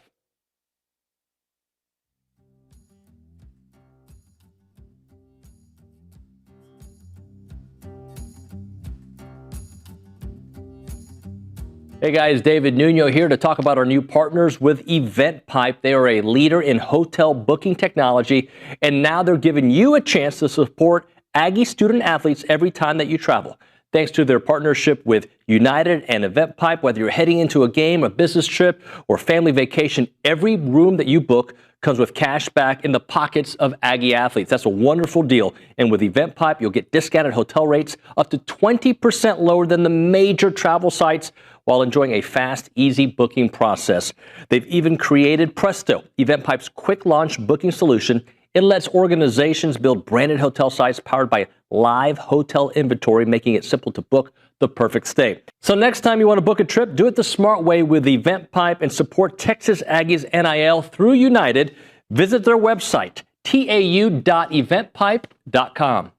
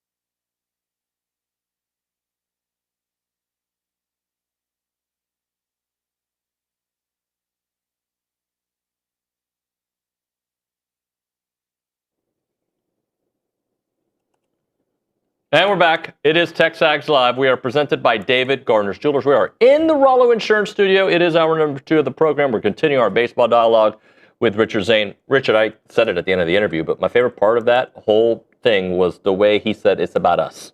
Yeah. We evaluate, we know what the other teams can do. We see what they're good at. But it's really about how do we play our brand of baseball. And I loved hearing that because that is something you can use in any part of life. I agree. And March Madness is going on right now, right? And you see that styles make fight on the basketball court, and it's all about the team that can impose their style of play. They worry about their style of play. You don't want to get drugged down by what the other team's trying to do. Right. So just focus on yourself. A&M, if they're doing that at the plate, they're doing that defensively. Control what you can control what you can control. Do the common things and commonly well, as they've been saying all year long. And in the end, for the most part, things are going to come out the way you want them to. Right. And they have, for the most part, this season, right? They're 23-5. That's a market improvement over last year. They are 18 wins last year at this point? They're 5-4 in conference. They're above 500. Now, I know they've played Missouri, so that helps that record, but what happened against Missouri last year? They are controlling what they can control. They are worried about themselves, and you're seeing the fruits of that in the win-loss column. I guess this team actually has exceeded my expectations. And when I say exceed, slightly exceeded, because I didn't think of them as a top 5 team entering the year. I knew the offense would be good. I had my questions about the pitching staff. The pitching staff has been at times good, and at times they have had their struggles in SEC play. But they're doing about what I thought. Offensively, they've done more. But as a group, so like when they beat a Missouri, I think it changes the way. There was a time where people would have thought they would have lost that series. They took care of business in that series. That shows that they're a better program than they were a year ago. I think we were all a little gun-shy heading into last weekend because of what happened last year. Yeah. And I don't think that's entirely fair to the 2026 edition of this club, because leading into last weekend, they had shown you they were more than capable of doing what they did, and that's bludgeoning offensively Missouri pitching, which they ended up, coming back here with 3 wins that you ultimately had to have. I agree with you. I think this team is showing you they are capable. They are capable of being a regional host. Will they? We'll find out over the last 7 weeks of the season, right? That begins tonight against Vanderbilt, and we know the competition level is going to increase next weekend. Significantly next weekend, where you've got 3 other top 10 teams on your schedule as well. So we know they're going to get tested, and they're probably going to get bloodied, and they're probably going to lose some games. But you know what? They're also going to win some games. Their RPI's right around the spot where you need to be a regional host. They're taking care of their business for the most part thus far, and it's okay. Right? You can be optimistic about this team. I've seen plenty of reasons to be optimistic about this team, but I've also seen reasons to be a little pessimistic about them. Bronny wrote that on Monday in his baseball thoughts column, and it's all entirely true. Right? The pitching staff hasn't been good enough. I think they know that. You don't have to tell Shane Sadeo or Weston Moss that. You don't have to tell Jason Kelly that the bullpen depth is pretty thin. They know. They know that. So they're going to need some Herculean efforts, some heroes to emerge. Maybe that's a Luke Billings who's close to returning. Maybe that's Cooper Powell or Hunter Vincent, which you saw on Tuesday night. It's going to take some more from the pitching staff for this team to make optimists out of the current pessimists. Do you think they changed their approach on the mound? Just maybe a shorter leash than we've seen? I don't think you can, and I heard you guys talking about that. Because of the depth of the bullpen? Yes, exactly, because of the depth of the bullpen. I understand what you're trying to say, where, 3 or 4 innings from Shane Sadeo of his best stuff and then get him out before it takes a turn. I don't think you can do that. And I think that leaving Shane Sadeo in the 6th inning last weekend made sense, maybe not as long as they did, because you have to get every single out of Sadeo and Moss and Sims that you possibly can, because you don't have especially on the first night of a series. Exactly. You don't have a lot of guys back there. But I also understand that starting pitching sets the tone for the entire weekend, which puts a lot of pressure on Shane Sadeo in each series opener. So he's dealing with a lot more than you might have expected because of the lack of bullpen depth, but he's eventually going to have to carry it. See, my thing is, he's shown to be really good until he hasn't been really good, right? And to me, that says something. Like, something's happening later on in the start. But I don't even necessarily think it's later on in the start. Sometimes it's happened in the first inning. Sometimes it's in the first inning, like against Oakland, but he settles in and gives you 6 innings, right? Or against Georgia, right? He gives up that 3-run homer in the first, but somehow strikes out 11. Yeah. So it's just, how do we get those momentary blips, regardless of where they happen, whether it be the first inning or the 6th inning? How do we get those and smooth those over? Gavin Grohovic, this tear he's on right now. It's been so great to see. First off, he was having a great year before this tear. Yes. But now the home runs are following. And I know he doesn't have to hit home runs for this team to be successful. We like to see home runs, no doubt. But is there something different? And you have to ask Coach Earley, and I think he said as much when he talked to us just a few moments ago, that one of those at-bats where he was a little behind on a fastball, told him he didn't have to cheat or whatever. Maybe that's a moment that it clicked for him. Maybe he carries that through. Maybe this is just a week and a half of he's going to hit a home run every other at-bat. Because he doesn't have to. Because as you said, he was hitting 340 before last weekend. Everyone thinks, oh, well, Gavin's not producing because the ball's not going over the wall. That's not true. He was hitting 340 through 2 weeks in the Southeastern Conference. It's not easy. He's having a great year. And now, because the ball's going over the fence, are you starting to rethink of him as an All-American? He was already in that conversation for All-Conference and All-American before last weekend. I remember before the season, you and Bronny were talking about Jorian, that he was going to take some time, but when it clicked, it was going to click. It's starting to click, buddy, more than just click. It's fun when it clicks, isn't it? And the ball goes 440 feet and hits the railroad tracks. He's going to put a ball onto Wilburn Road on the fly at some point during his time here. It's just, you're going to deal with some inexperience, as you saw on Tuesday night against Sam. I thought he was better than his stat line at the plate would tell you. He had something like 8 men left on base, but he hit a ball off the hands to left center field to the warning track, and then he hit a hard hit ball to the shortstop. Both times with the bases loaded, the shortstop made a great play. So he got stuck with 6 tough left on base numbers when, if it's 1 out, he's getting an RBI in both opportunities. He's been better than the line showed yesterday. He's getting his opportunities. He's making the most of them. He's got 3 home runs in his last 4 starts. Well, he's a true freshman. When I was talking to Mike about the freshman, and he's impacted so many over the last few years that have had such an impact. Like, we take it for granted, but even superstar young players sometimes take a while. And like, Nico's had his great moments. Obviously, midseason. What was it? The midseason perfect game, midseason freshman of the year. Yeah, but this has been consistent for this program, and Mike has been the one in charge of all the batting the last few years. You've got to have some dudes, and he gave you the prerequisites for what it takes to play here, and then also impact games in this league. And guys have had it, whether that be Gavin Grohovic or Jace Lavalette right before him, or both Nico and Boston this year. Now you're starting to see Jorian. That's an impressive run of true freshmen coming in and having success immediately. How do we evaluate this Vanderbilt team? I asked Kendall yesterday, are they hot or is just Tennessee not? And he was more on the Tennessee's not. They're hard to get a read on, right? Vanderbilt's, it's interesting. Their numbers, when you look at their offensive numbers, the slug and the home run totals are nice, but they don't do a lot of stuff that well. They don't get on base. They swing and miss a ton offensively, but they're a good ball club. And just like anybody in this league, they can jump up and get you if you don't play your best, which, to your point, to start this little segment, you got to worry about yourself and take care of what you can control. Because if you don't, Vanderbilt's going to, whatever crack in the door you leave, Vanderbilt's going to come charging through. I do think there's merit to Vanderbilt not being that hot and Tennessee being down. I think Tennessee's probably dealing with a little bit of what A&M dealt with last year. First-year head coach, elevated assistant, uncommon situation around that program with Tony Vitello headed to the Giants to lose a lot of baseball games by the Bay. So they're feeling their way too, and Vanderbilt's taking advantage of them. Credit to the Commodores and a veteran head coach in Tim Corbin for taking advantage of it. You think Vitello ends up back in college baseball? Selfishly, I would love for him to lose 120 games. Oh, his That's Giants, just because I'm a Dodger fan, but it's an interesting case study. I think he's got college baseball coaches have a lot riding on what Tony Vitello can do at the major league level right now. I think it can be done where a guy goes straight from the college level to managing professional baseball. It's probably gonna be a bit of a learning curve for Tony. And do the Giants have the patience to stick with him while he learns?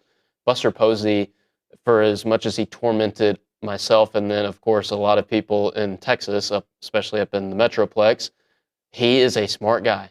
And I don't think he's going to act irrationally. I bet you he gives Tony Vitello some time.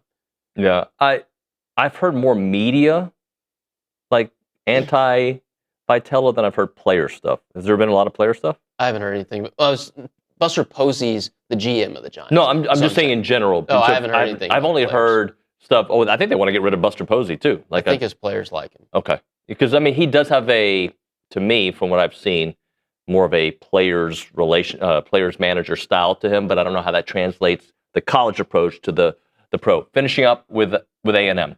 At the top of the segment or the top of the hour with OB, I mentioned, like, look, you could lose this series and then sweep Texas next week and it was all good, right? Like, not all good, but you don't have to win this series for this. That being said, the pressure that mounts if you don't win this series, and I guess a little bit less pressure if you do win the series with what's ahead. Just talk about the importance of it from that perspective. Well, I think you're going to ride that wave, that roller coaster all year, right? Because what if A&M had dropped one game last weekend up in Columbia? You're 4-5.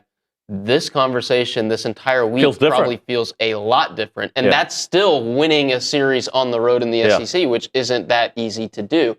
So you're going to ride the wave up and down for the next 7 weeks. And I think we're riding the wave. Us, the talk shows, the fans, all of that. I think the players are taking it one game at a time, one at-bat at a time, one pitch at a time, and that's all they need to do. They don't need to listen to what we're saying. They don't need to listen to any of it. Yeah, right? They just got to stick to what they're doing and focus on, like Coach Earley said, focus on us. But, yeah, for sure, if you could win this series, you're sitting at 7-5 at a minimum, headed into a weekend with a lot riding on it, the top 10 team, a rivalry, and some former, I won't say old friends. That's a baseball thing where you would just call somebody you ran into an old friend. The former coach, we'll call him that. Some former coaches, some familiar faces. Yeah. That weekend's hugely important for all of that stuff surrounding it, but at the same time, it's hugely important because it's 3 more games in this league. Yeah. Thank you, Richard. Great stuff. We'll hit a break. When we come back, Chris Gordy, Locked On SEC. Right now, a moment for Caldwell Country Chevrolet, Highway 21 in Caldwell, online at caldwellcountrychevrolet.com. If you're in the Bryan-College Station area and you're looking for a new vehicle, you owe it to yourself to check out Caldwell Country Chevrolet. They're stocked up and ready to make deals. They love making deals, and they love giving you good value on your trade-ins, and they want to make sure that you get the car that you want at the price point that you want. So check them out. They got a great selection of vehicles with the best customer service out there, complimentary pickup and delivery for their service customers, and complimentary oil change for life as long as you own that vehicle from Caldwell Country Chevrolet. But it's all about the vehicles and the price point, right? Check them out. I think you're going to like what you see. It's about a 15-minute drive from the beginnings of Caldwell to the ends of beginnings of Bryan to the ends of Caldwell. Short conversation away, but you'll see the difference when you step on the lot and you do business with the great people at Caldwell Country Chevrolet. Highway 21 in Caldwell. Online, caldwellcountrychevrolet.com.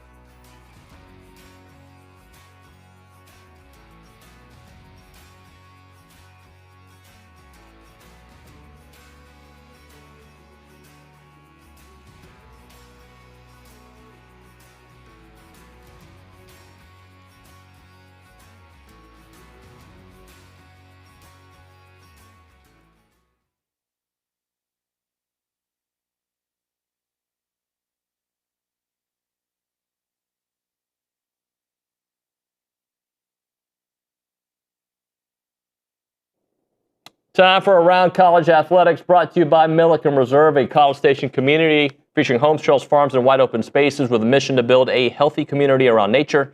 Take part in the Milliken Reserve community with a Conservancy membership. Learn more at millikenreserve.com. Let's go straight to the Buppy's Catering and Bartending Hotline. Our buddy, Chris Gordy from Locked On SEC, and of course, he's all over the radio waves in Houston, Texas, with iHeartRadio. Chris, good morning, buddy. What's up, David? Good to be on, man. How are you? I'm good. This is a fun time of year. It's basketball winding down. Baseball's getting into the thick of it. We got spring ball really starting to get ramped up across the SEC. We got a few teams that are winding down. Mizzou is the weirdos. They did it earlier and knock it out before anybody, and so they're a little weird. But no, it's been a lot of fun. Yeah. Hey, so I'm actually going to start basketball with you. I'll probably work my way to football. But what did you think about the job Bucky did with A&M? And, he got his extension. I know LSU's made some moves over the last week. But what did you think about Bucky and his run with A&M? Yeah, I think it's outstanding. With how the season started, to come out of the gate so strong, I just kept looking at that schedule and going, gosh, it's going to get a lot tougher down the stretch of the season. And it did. And unfortunately, they hit some skids. But I think that they are, I think that they did a good job of rallying late, getting into the postseason, and pulling off an upset. I mean, anytime you can win as a 10 seed and get a win, it's a big feather in their cap. So I feel good about them. I think year one, you built some momentum, and now you go into the portal and add some pieces and recruit, and let's see what you can build for the future. I fully expect you to be on board with all the moves that LSU has made, but what do you think about Will Wade to back to Baton Rouge? Yeah, look, he just fit there. I don't know how to explain it to people. I don't know if it had to do with like when he first got there, he just kind of had a chip on his shoulder. And I want to say it was something like, I think it was ULL. They played in the NIT. And that was around the time that ULL was pushing, we're Louisiana. We're not Louisiana Lafayette, and it's like this weird little brother syndrome. And Will Wade had words with the coach, like on the court, and it just rallied everybody. The whole LSU fandom was like, yeah, we like this guy. He's fiery. He talks smack. And, it was like, it just kind of rallied everybody around him. And he just became very likable. And he and his family loved their time in Baton Rouge. And look, he would have never left. I think, he would still be coaching there had that FBI wiretap thing never came out. And of course, he got, vilified for that. And everybody hated him, the national media, this cheating scoundrel and all this. Well, a year and a half later, what he did became legal, paying players. So it's like, and again, I think his mistake was being the guy on those calls, right? I mean, I think we all know paying players has happened for years. It just, you have a middleman who handles that. You don't be the guy on the phone. But regardless, all that's out the window now. And, look, he comes back to LSU. I've had some people say, man, that's a ton of money and a ton of resources to give a guy who doesn't have a lot of skins on the wall. He had one Sweet 16 at LSU, but I think he was also robbed. He had 2 postseason appearances at LSU. They didn't even get to coach him because of the suspensions and all that kind of stuff. So I will be interested to see what he does this go around now that NIL is legal. But, I've had a few people say, I don't know how good of a head coach he actually is. You know what I mean? Like, is he on the level of some of these elite coaches? Is he a Nate Oates? I don't know. Nate Oates has way more skins on the wall than Will Wade does. I assume that LSU doesn't mind having coaches that kind of have this bigger than life personality, and maybe on the rebel side of things. Lane's got a reputation. Will's got a reputation. Kim's got a reputation. Does that fit LSU in your opinion? Just kind of that brash personality style? Yeah, I mean, I think that's the the narrative everybody's kind of created is LSU's got a bunch of villains now. It's people that are easy to root against. Well, here a guy is easy. Mike Elko's easy to root for. There are people who are easy to root against, and Lane Kiffin is one of those guys. Kim Mulkey, obviously, with her bombastic personality. So, yeah, I mean, look, if you're an LSU fan, I think the only thing you do is embrace it. I mean, it's I compared it almost to the Astro. If you were an Astro fan after the 17 cheating scandal and all that, all you do is embrace it because, I mean, there's nothing you can do to change it. So, they went and came back and won the 22 World Series and kind of vilified themselves. So we'll see what happens with them. Now, I do know they have to win. I mean, Lane, for all the stuff that follows him, he's got to win big at LSU. That's the whole reason he left Ole Miss to come there. Kim Mulkey did it. She won a championship. Jay Johnson, has won multiple championships. And then Will Wade, I mean, look, somebody asked me, does he have to win a championship? I said, no. I mean, look, basketball's weird. If you get to a Final Four, that's almost considered a championship in basketball. It's so hard in men's college basketball to win it all. I think that standard is a little bit, hey, you get to a Final Four, that's a massive accomplishment. But yeah, I mean, again, they are all wild personalities that the national media, for one reason or another, wants to cover them in a negative light. Now, the Lane stuff he brought on himself, and Will Wade to a certain extent. But again, I think Wade's was something that was, come on, it's paying players is legal now. I don't know if he's the big villain that people want to make him out to be, other than leaving NC State after 1 year. I totally understand those people want to hate him. So, Chris, I did a segment with Olin earlier today where I was like, the teams in college football with the most to prove in 26. Okay, I'm going to read you my list, and then you can kind of take it from there if you want to. I have Clemson on that list. I have LSU on that list, which is weird because I don't think Lane has to go to the playoffs in year one, but it's got to look better than what we've seen, right? Especially with his departure. I got them on there. I got Ole Miss on there based on what they did last year and Lane leaving, Pete Golding getting that job. I've got Bama on that list. I have A&M on that list because I feel like they have to. They don't have to, but it feels like back-to-back years of potential playoffs or knocking on the door of the playoffs would make it feel like, all right, this is not this one-year blip thing we've seen from A&M in the past. They're a legitimate playoff contender every year.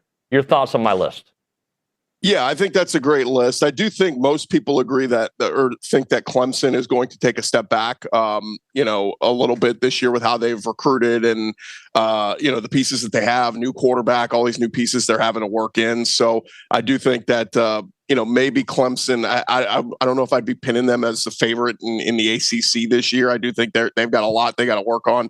They open with LSU, in Baton Rouge. So that will be tough for both sides. But, I think the A&M thing is very interesting because, man, I've read so many pieces this offseason, David, about people bashing Marcel Reed. And I'm like, it's that thing where we only remember your last game, right? And I think everybody forgets how good Marcel was for so much of the season. I've heard so many different opinions on, he sucks as a passer. And I'm like, did you watch last season? We're only watching the last game, then okay, I get it. But I feel like Marcel Reed has so much more room to grow. Obviously, the storyline for A&M is the two new coordinators, right? I mean, you stay in-house. We know that Holman Wiggins wants to run a little bit more up-tempo system. We'll see how that works. But, it's a little bit of a gamble for Mike Elko staying in-house with the coordinators. But, for how last season ended, to make the playoff and lose like that at home, it's disappointing. And so, yeah, you're right. I think for A&M, if you go 8-4, 7-5, that's a big, needle in the balloon of all that momentum you built up, and we kind of come crashing back down to earth, and this is what we are. But 10-2 or better, and competing for an SEC title, or even get to Atlanta. Hey, I mean, Mike Elko might have another extension on his desk next December. So, and I think you're fair on the other teams. Ole Miss one is fascinating to me, David. And Ole Miss fans, I'm not being a hater when I say this. And Ole Miss fans get mad at me when I say it, but look, Pete Golding's name was not being thrown around for a bunch of interviews, right? Like people weren't knocking on his door going, oh my God, this is the next rising star. We all got to go get this guy. So when Ole Miss pivots and goes, you're the new head coach. Like, I get it's rally around this guy. Pete's been here. Ole Miss fans are trying to rewrite history. They're trying to tell me that Pete Golding is the reason that team was so successful the last few years. I'm going, wait a minute. You can hate Lane Kiffin, but at least give the man credit that he built that team the last few years and everything else. Oh, no, Pete recruited this guy. No, Pete brought this guy in. Pete did this. I'm like, we're going to find out very quickly. And people wanting to say, well, Pete Golding's already 2-0 as a head coach. David, you and I could have beat Tulane with Ole Miss. I give him credit. And then the Georgia game, I thought, was as much Georgia to blame for losing that game late as they did as Ole Miss winning it. Again, give them credit. They won it. But to act like Pete Golding's going to just take over and be this 10-win-a-year coach, I don't see it happening. I think he's going to go through some big growing pains, things you don't learn until you're a head coach, clock management, when do we call timeouts, all those kind of things. I think Ole Miss is going to struggle with at times this year. Gordy, back to A&M. I'm not saying that I'll accept 8-4 and be happy with it. I'm not saying that by any stretch, but I do think we have to start wrapping our head around what 8-4 means now in the SEC as opposed to what it used to with the 9-game SEC schedule. I'm looking at A&M schedule, and look, we don't know. Just like last year, A&M had this hard schedule, and then it turned out to be, they're not so hard. I think LSU was a much better team than their record ended up being. I think A&M had a lot to do with what happened at the end, but whatever. I just think we have to wrap our heads around what maybe that elite success, we know what that looks like, but that next tier might look different than what we've seen in years past.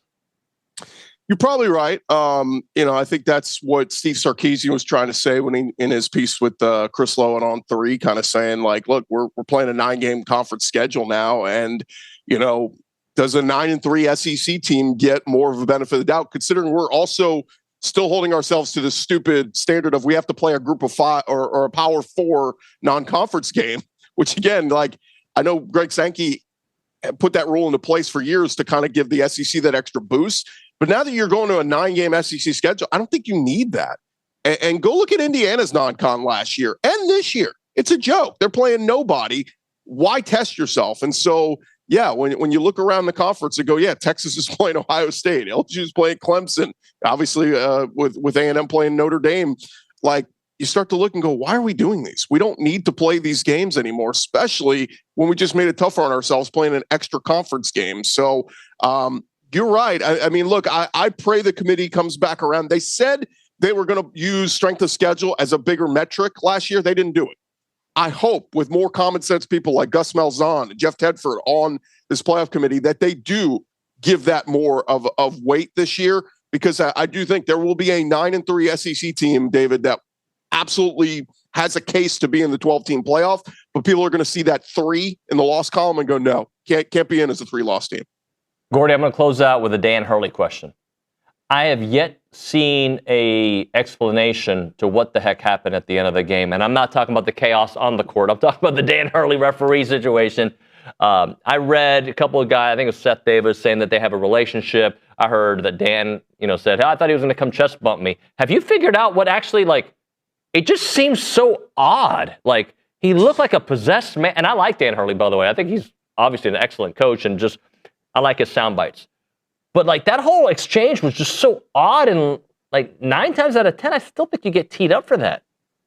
Yeah, and he's a weirdo, so maybe he gets credit for being a weirdo. But no, I'm with you. I mean, I thought it was a headbutt and kind of like, I don't know. If I'm a referee, it all depends on how you interpreted it. But I guess they didn't interpret it as something negative. But I'm with you. And rewatching that video over and over again, I'm just like, how did they not, how is that not some kind of attack? And all right, So how did he not get in trouble after? You make a comment in a press conference about a referee, you get, fined. At the very least, you would think they would look back at that.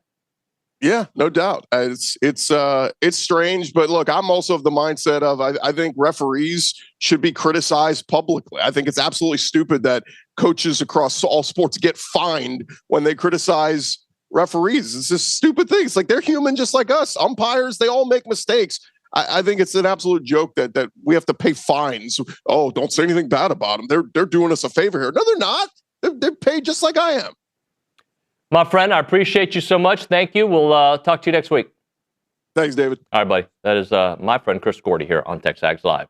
All right, let's hit a break. When we come back on TexAgs Live, we are going to find out what's happening on TexAgs today. Can we do that? Are you ready for that, my friend? I'm ready. All right, we'll do that on the other side. Right now, though, we're going to talk about Paragon Financial Advisors. If you want real peace of mind when it comes to your money, check out Aggie-owned Paragon Financial Advisors, an independent fiduciary serving clients all across Texas. They have no sales pitches, no commissions, just honest financial planning and really investment management. What sets them apart is the 9 CFPs, the CFA, and the CPA all on staff. They take their credentials seriously, and they work tirelessly to help you build a future that you can feel good about. Go to paragon-adv.com or give them a call at 979-693-3907 to schedule your free consultation today. it is Paragon Financial Advisors. And the expertise and trust, Paragon Financial Advisors.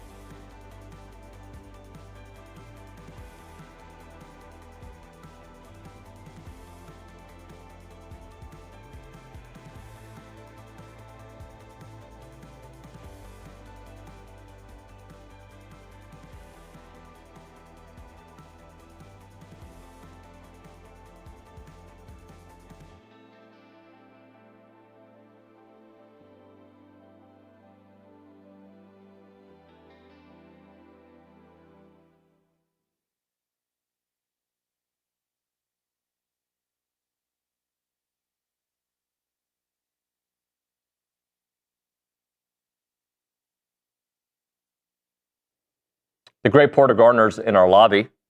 He'll be joining us. He's retiring at the end of the year from the Association of Former Students. Cooper, I don't know if you know that he's one of my favorite humans in the world. He's awesome, and you'll get to hear his story here in a few minutes. But he's led them for a long time. He's one of my mentors, and I appreciate all he does. So we'll chat with him, chit-chat about his career. Also, he's got a pretty cool family, as you know. Callie Garner, one of my favorites. So what do you have on TexAgs today? On TexAgs today, if you love recruiting, good news. We have 3 recruiting stories from Jason Howell. So go get on and read those. We also have, one of those is an interview with one of our recruits. We have Jamarian Morrow, his NIL interview came out today. We have the baseball series versus Vanderbilt, starting today. We have the series preview ahead of the game. We also have live and post-game coverage for each of the 3 games of the series. And last but not least, later today we will have Jordan Lockhart's NIL interview, which I'm really excited about. He's always been great. Yeah, I'm looking forward to chatting with him. So one of the things that Gordy was talking about that caught my I don't like when people say, and this is not a shot at Gordy, this is just in general, like when they're talking about Will Wade and the things he got in trouble for are now legal. That doesn't mean anything to me. Like, well, he got in trouble, but now it's legal. But it wasn't legal when you did it. It's like, what is he doing now that's not legal? It's a character thing, not a strategy thing. I don't know enough about Will Wade. I mean, I've read this stuff, and I get that part of it. But my point is, you know, you got a ticket for going 75 in an area that now it's 75, but when you did it, it was 55. Well, you broke the law when that was the law. Exactly. And the big mistake he made was he was on the phone. Yeah, which means he condoned the mistakes. At least there's possible deniability in other scenarios when your team is doing it. Don't tell me, I don't want to know. Right? Like, no, I'll handle that phone call. Hey, recruit. So I don't know. I understand his point because it is true. We're in a different era. We have to rethink. But if you make a mistake when there's a law, it's still a mistake. Thank you for agreeing with me, Cooper. I like the head nods. When we come back, Porter Garner here in studio, talk about his career and much more. After that, watch out. The Fan Show guys are here, and they got a lot to say. TexAgs Live.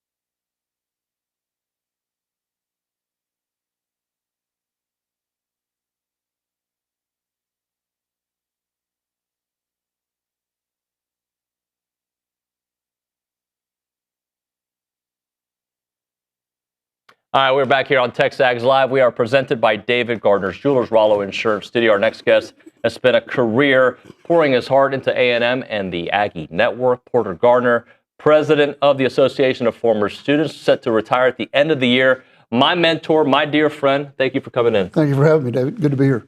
So we could actually do a couple hours because you got stories, my friend. All right. But first off, just how did we come to the idea that it's time to hang it up?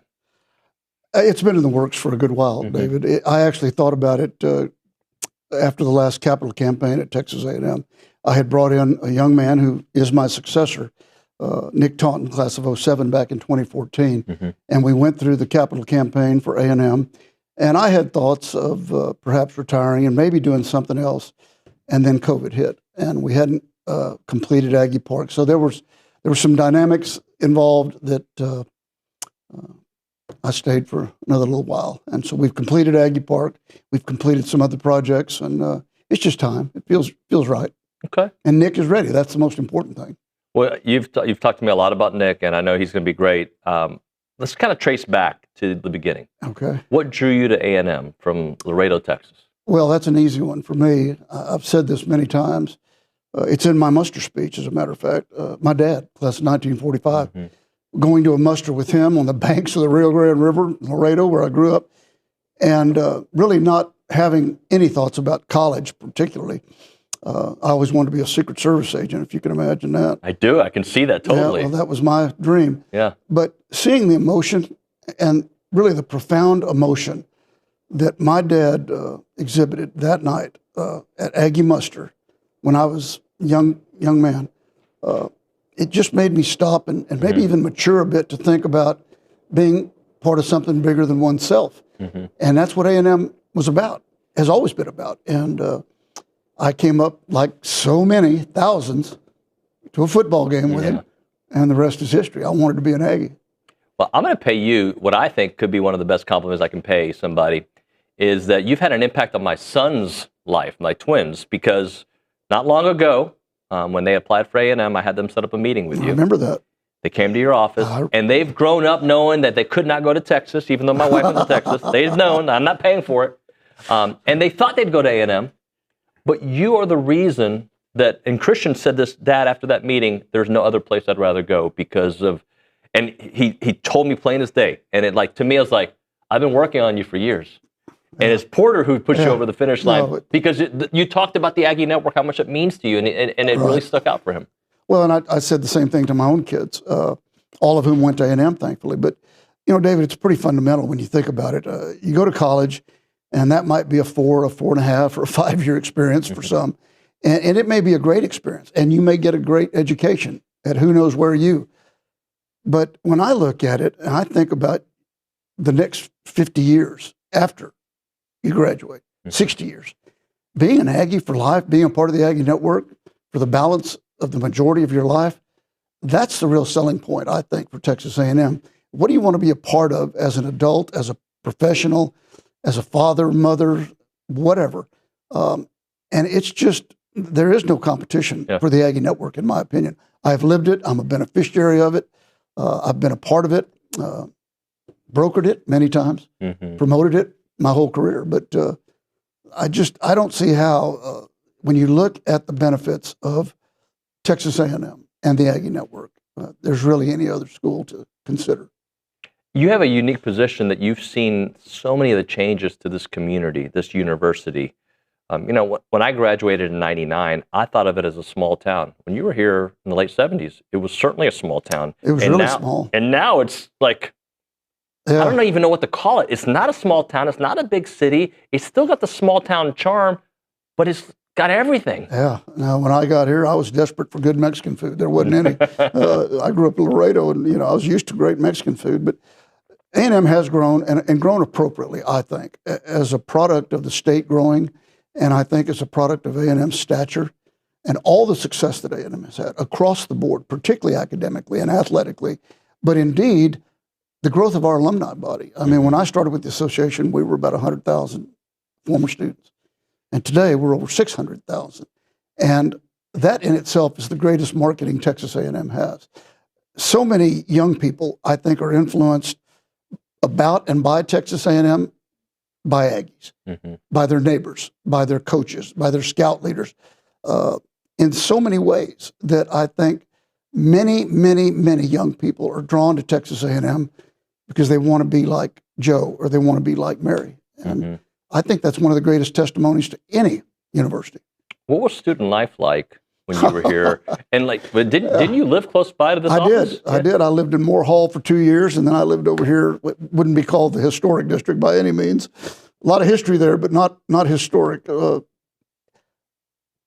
It was a little dull. You know, we didn't leave town a whole lot. We didn't have a lot of money. I mean, I really lived on a budget of $100 a month. And I would work occasionally. I would do internships. I would go home. My dad wanted me to come home. We ranched.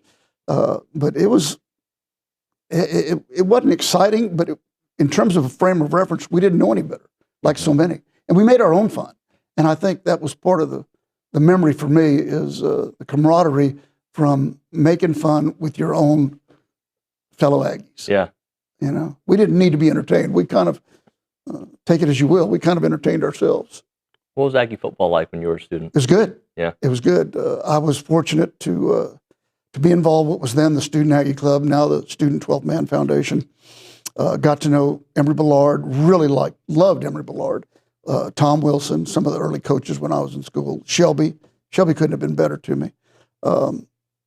I thought it was great, to be honest with you. I thought we didn't go to Southwest Conference Championships, bowl games, Cotton Bowls, but we did go to bowl games. And, we had moderate success across the board, certainly in basketball and track and baseball.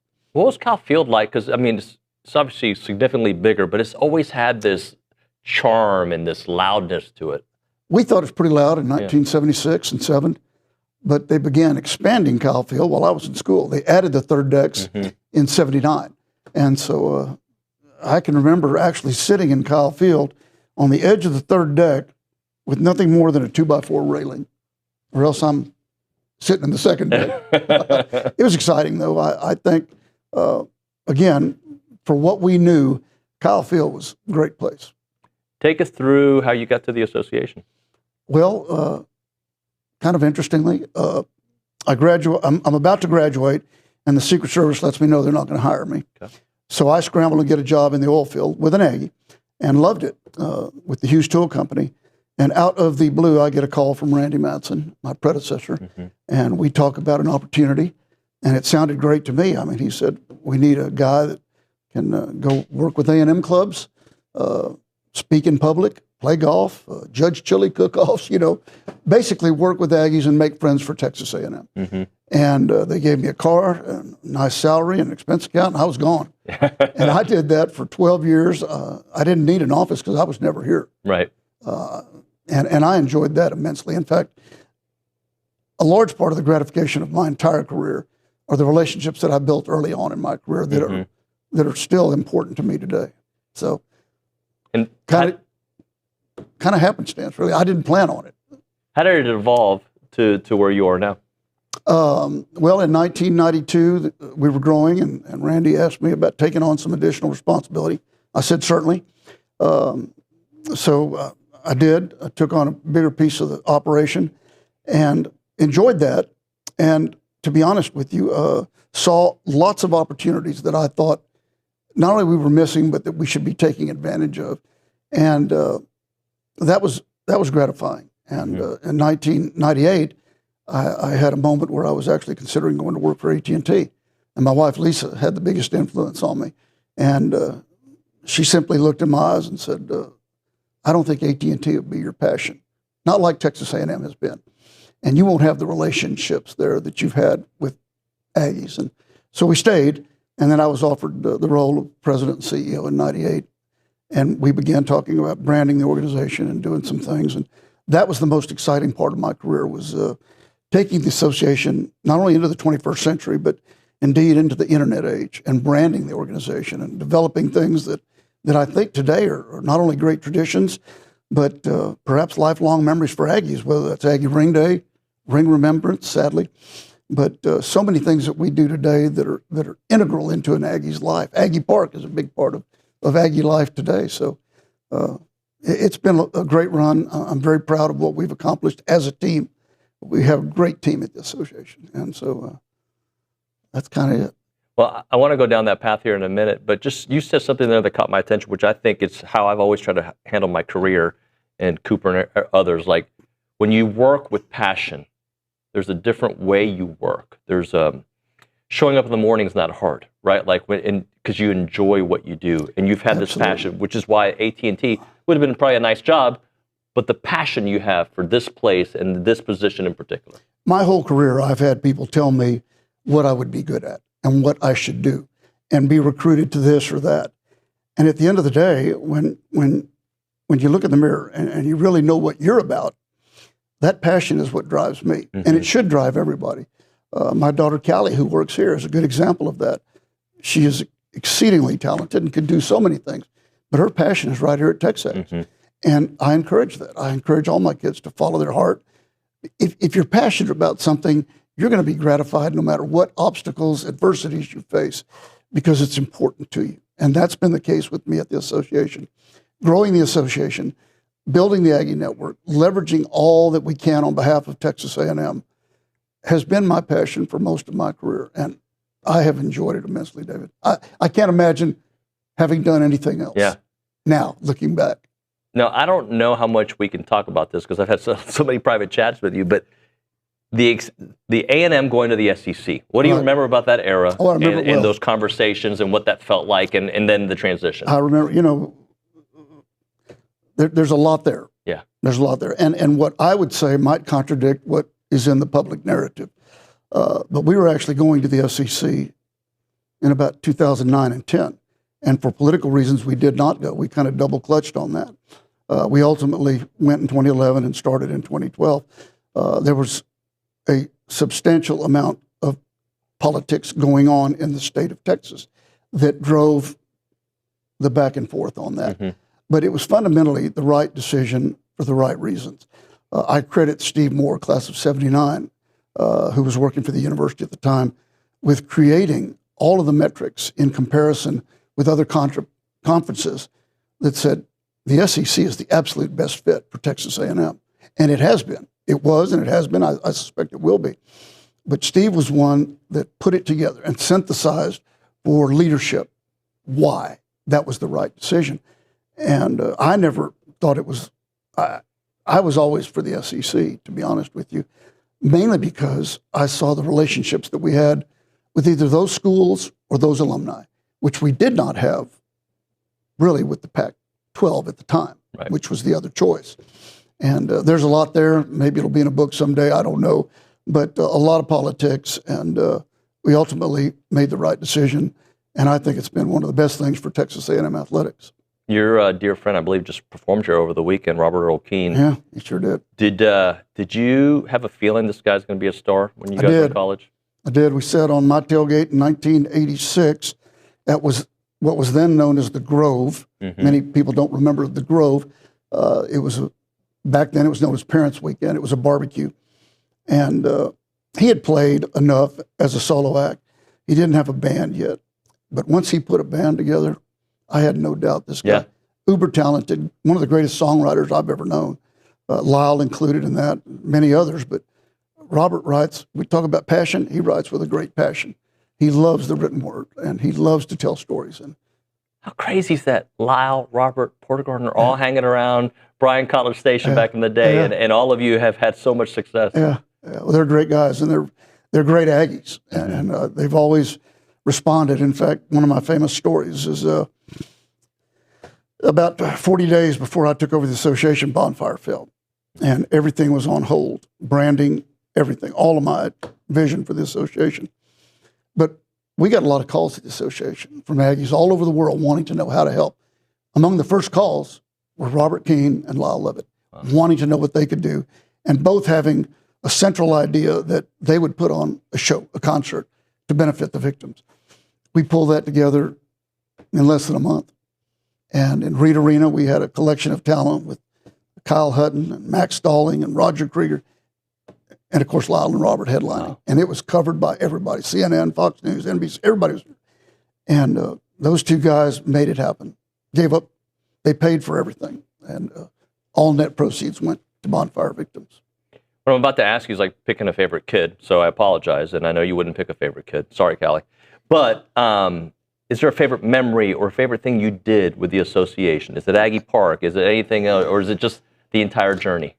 I've been asked that since I announced my retirement in February. And I've thought about it. And I don't know that I can pinpoint one as an absolute favorite because there's so many, David. But what I would say is all of the memories and the favorite memories involve people. They don't involve necessarily events. I mean, I've been to the Final Four when the women won the national championship.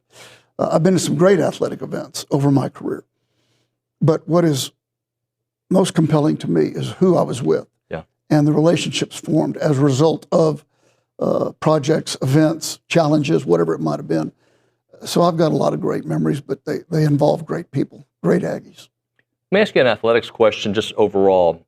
So, I've been back in this market for the last 5 years, and I don't remember a time where there was so much cohesion and synergy between the coaches, the athletic department.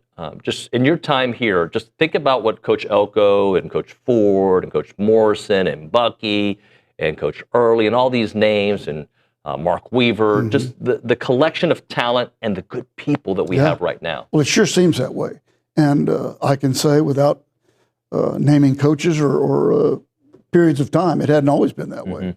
And I understand that there's a lot of competition for resources and so on.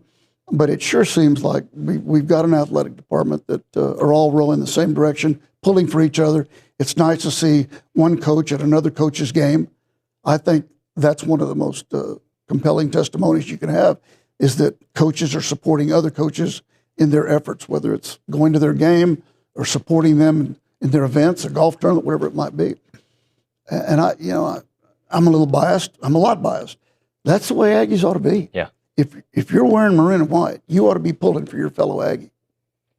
So I assume hunting, traveling. What's next for Porter Garner? I've been asked that a lot too. People say you got to retire to something. I'm retiring to a life of leisure, I hope, and doing what I want to do. Yeah. And I'm going to do some things. I've already got one offer that I'm probably going to do. It's going to involve a nice public board. But really, I'm going to enjoy my family. I'm going to travel a little bit. We have a ranch in South Texas that I'm going to spend a lot more time at. Yeah. So if we ever do this again, it'll probably be by phone and probably be from the ranch. That's probably when people say, what are your hobbies? My hobby is my ranch. Yeah. I grew up in South Texas. I love South Texas. It's who I am, to be honest with you, David. I know I'm seen as an Aggie, as the leader of the Aggie Network. But my roots are still with me, and I'll spend a lot of time in South Texas, I promise you. Well, and I love your beautiful family. Callie's my #1 draft pick. And Lisa's great. I saw her not long ago, a couple weeks back.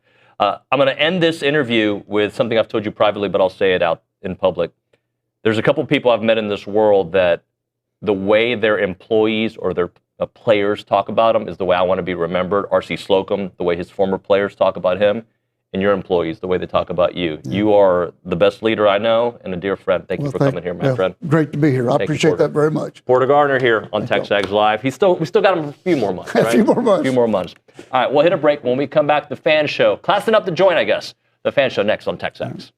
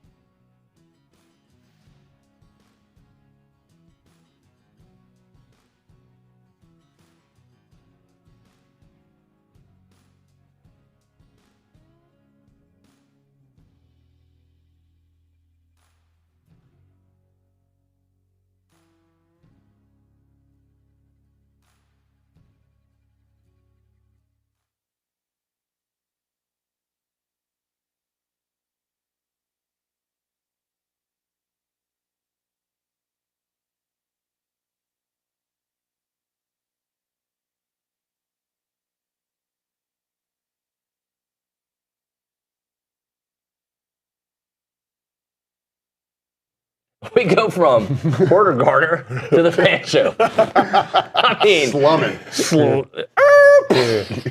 Ladies and gentlemen, welcome back to TexAgs Live. It is the fan show. It's all downhill from here. Matt Browning, hello, sir. Good morning. How are you, buddy? Well, Roy May, hello, sir. I'm in a fantastic mood. How are you doing, man? You good? So, despite the weather, although we need the rain.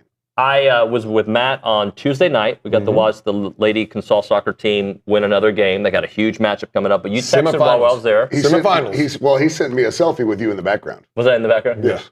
But you texted him while I was there and asked about the international soccer going. I didn't watch any. I know the USA is not looking good. I know that Christian Pulisic, I guess he scored. Is that right? Or he didn't score? He didn't score. Oddly enough, the U.S. men's national team is probably the one team I haven't paid attention to. America. Well, I didn't pay attention. Hey, our lone veteran on the stage here doesn't pay attention to the U.S. All this pre-qualifying stuff I don't care about. Yeah, that's the kind of high I was. I do care about the Consol soccer team, but great to see you both. So. Yes, and they were great. The girls won 4-0, and now they're in the semifinal versus Smithson Valley. Who scores 10 goals a game. Who's undefeated. I'm going to hook you up a little bit. 4-0. Oh, whatever. I mean, it's soccer. Yeah, you're learning. It's not football, it's soccer. All right? Browning would, whenever there was a corner kick, he would turn around and say, hey, that's a corner kick. Yeah, hey, I didn't know. I didn't have a clue what was going on, though. Like, they blow the whistle, I'm like, what happened now? And then, so I had no idea. A mom ran out of the stands from the other team. I mean, jumped over the railing, sprinted out on the field because her daughter got kind of caught a header, I guess. Yeah. They collided heads. Yeah. She was fine. She ran out for her safety, or she ran out to confront the other? She ran out because she's a crazy mom. Yeah. She's standing right behind you. We don't know why, but she looked angry. Not much of it, but not much kind of came up. No, nothing came up. No, they were supposed to get a penalty. And going La Liga style. Yeah. Hey, before we lose every viewer and listener, let's go to the Angry Elephant News and Social Center. Cooper Patterson, ask the hardest question of the hour, please. Ooh, that's tough. I can't remember. Oh, Matt, what's on your mind? Oh, okay, thank you. I thought you really forgot for a second. I think you forgot our names. I never got to go first. So, no, obviously what's on my mind was... every time you go first, you say that. Yeah. Which is pretty much every time now. So, but what's on my mind, obviously, is baseball. That was such a great weekend. Roy called it. I give Roy credit. Last week you weren't here. Roy called a sweep.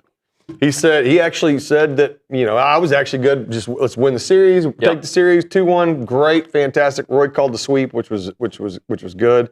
And then you called the women's too. You called the girls' side. You said you thought it would be 2-1, and we went 2-1. So we went 1-2. 1-2. Sorry, I thought we were going to win the series, and we could have. Dude, 2 1-run games against what is legitimately the number one team in the country. And they're very good. We hit them.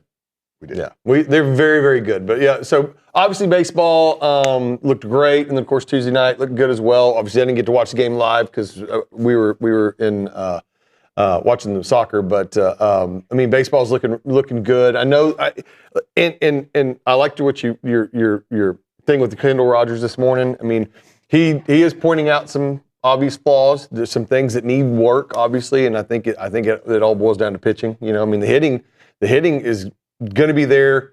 I mean, hitting in baseball is funny because you have good. I mean, it's comes and goes, but you've got the talent to hit, right? You got the talent to score, but pitching is kind of the tough spot right now. And so he's talking about you got to get creative with guys like Sadeo and Moss and figuring out better rotations and whatnot, because pitching, it's going to come down to pitching, especially so. We got another homestand against. I mean, I know Vandy's not ranked, but they're still a good baseball team. Vandy they've baseball. won. I think they've won 5 in a row. Yeah, like that? I mean they're very good. But we get them here, and then you got the big matchup, the big matchup the following weekend against Texas, and then you've got 2 back-to-backs on the road against ranked teams. So very, very good baseball team. So it's going to be a fun stretch. Yeah, you got to take care of this weekend is crucial because you go number 2 Texas, even though they're here, but you go number 2 Texas, then you're on the road at LSU, and then you're on the road at Florida in back-to-back weekends. So we get back-to-back homestands and then back-to-back road. So this weekend against Vanderbilt is really, really big when it comes to postseason play. Roy, what's on your mind, buddy? A whole lot of things, actually. First of all, she doesn't watch, but today my daughter turns 21 years old. Happy birthday. Happy birthday. Which is bonkers. She gets her ring on next week. Congratulations. And I remember when she was, 7 years old, standing on the sidelines kind of thing. So if you ever want to figure out how old you feel. You have a kid because it goes quick. It does. Two, I appreciate this rain, so my truck is no longer a yellowish maroon. Very appreciative of that. But since you took baseball, I'll take softball. Please. Just real quick note on baseball. We talked about this, being able to sweep them, and all of a sudden we're above 500 in conference play. That's a big mark, right? It's just for mental purposes. It's massive for the stretch coming up, yeah. Right? But going to softball, you went to, like I just said, the legitimate number one team in the country. They're just good. Texas softball is a great program, always has been. It makes me sick to say it, but it's true. Like, I'm not just going to maroon shade over it. But you went up there as a team that I think we saw some issues with pitching, and it's kind of like baseball a little bit. Like offensively, we feel good. Defensively, it's that first game was a lot like the Texas OU game on Friday with the wind gusts and everything. So it was a little wild on Friday. But you went up against the number one team in the country on the road with question marks in the circle. You're able to take one, and you have two other games that are one-run games in their house, in a raucous environment, I might add.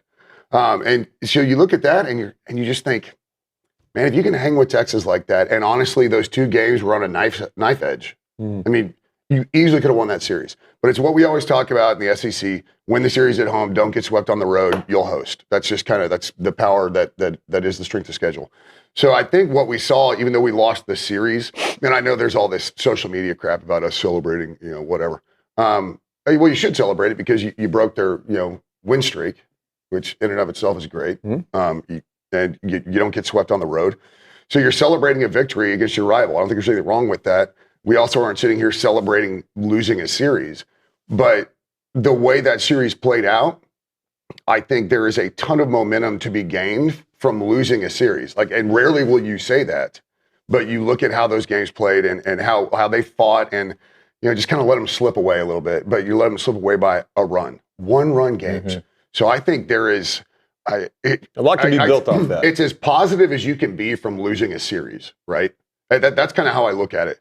Man, crap, we lost a series in kind of heartbreaking fashion if you think about the Friday, Saturday games. But so much to build on when you were able to go toe-to-toe with the Sips. Yeah, I mean, we're not happy about losing, but it's one of those. It's a series and a loss that you can go. You don't hang your head up about. No, gosh. No. You build from it. Like, okay, look, we're right. We're close. We're right there. We can keep on trucking. It's not like you got your doors blown off the first two games. And, Well, and going back to people saying that A&M celebrating the win or whatever, I saw the social media post. You don't tell me how to fan. If you're at a different school, you don't tell me how to fan, right? Like, if you're telling me how to fan, you're thinking about me. Why are you thinking about me? Think about you, right? Like, I'm just focused on And by the way, if I celebrate winning 1 against 3, or I'm upset about winning 1 out of 3, I'm going to fan how I want to fan. You don't have an effect on what I'm allowed to enjoy. And again, you're going from we lost the first 2, and then but you get to celebrate because all right, we didn't get swept. We beat them on the road. You beat, like you said, you broke their win streak, and so. Yeah, it's still a win. You still, regardless of how it plays out. I want to make sure that I say this. I'm not okay with losing the series. No, I'm not I hate that they were so close. So many things can be true at the same time. It sucks that we didn't beat Texas. That sucks. I know Trisha's upset about it because how close they were, right? And that makes it worse. Sometimes getting blown out is a little bit easier to stomach. Yeah. It doesn't mean I'm not glad we won the Sunday game. Yeah, of course. Right? We can still win. And this is the one thing for maybe anybody out there that doesn't follow softball. Right, they're big-time baseball fans who don't really follow softball or just kind of from a distance. In baseball, your Sunday starter is kind of by committee, generally in baseball, right? In college baseball, you have your Friday night starter, you have your Saturday guy, and then you have a Sunday guy, but he's probably going to go 4 innings. It's a lot of bullpen, It's a lot of bullpen on Sundays. Softball ain't like that, man. One girl can throw a weekend, pretty much. And Texas has some quality arms, so they were able to rotate, but you're rotating between what would be number one pitchers at other programs. Yeah. And so picking up a Sunday win is no different than picking up a Friday or a Saturday. Whereas, and I'm not trying to discount winning Sunday games in the SEC just because everybody has to do it, right? So you're all playing the same game, but this would be like if you saw the Friday night pitcher on Saturday and on Sunday. Like that's how softball works. So picking up a Sunday win isn't a salvage the series win. It's you're still getting the best of Texas. Like you're still getting the best of that softball team. And that, those pitchers they're in the hundreds, 200s in pitches for cumulative over the weekend, but that doesn't mean that they're not bringing it. So it is a little bit different in the sense that it's not a salvage win because you got to beat up their bullpen kind of thing.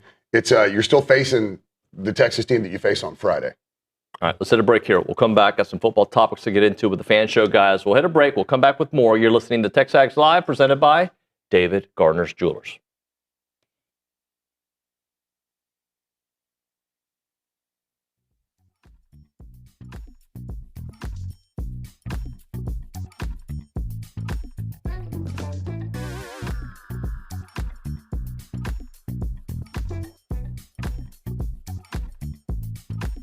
What's up, everybody? I'm here to tell you about Fratella Italian Cafe. If anyone knows anything about Italian food, it's me, Billy Lucci. And Fratella has the best Italian food in BCS. Located at 3901 South Texas Avenue, Fratella is known for their handmade pasta dishes and feature lasagna, beef cannelloni, chicken parmesan, chicken fettuccine alfredo, a couple of my favorites, just a big old bowl of plain old spaghetti and some manicotti. Really recommend the manicotti. That's my go-to. And don't walk out of there without trying the fresh, piping hot breadsticks and the homemade in-house cheesecake, which is incredible. It's great for dining in, catering, gift cards, and even shipping, which they do nationwide. Fratella's is Aggie-owned and operated, and it's an official restaurant partner of Texas A&M Athletics. I'll see you there.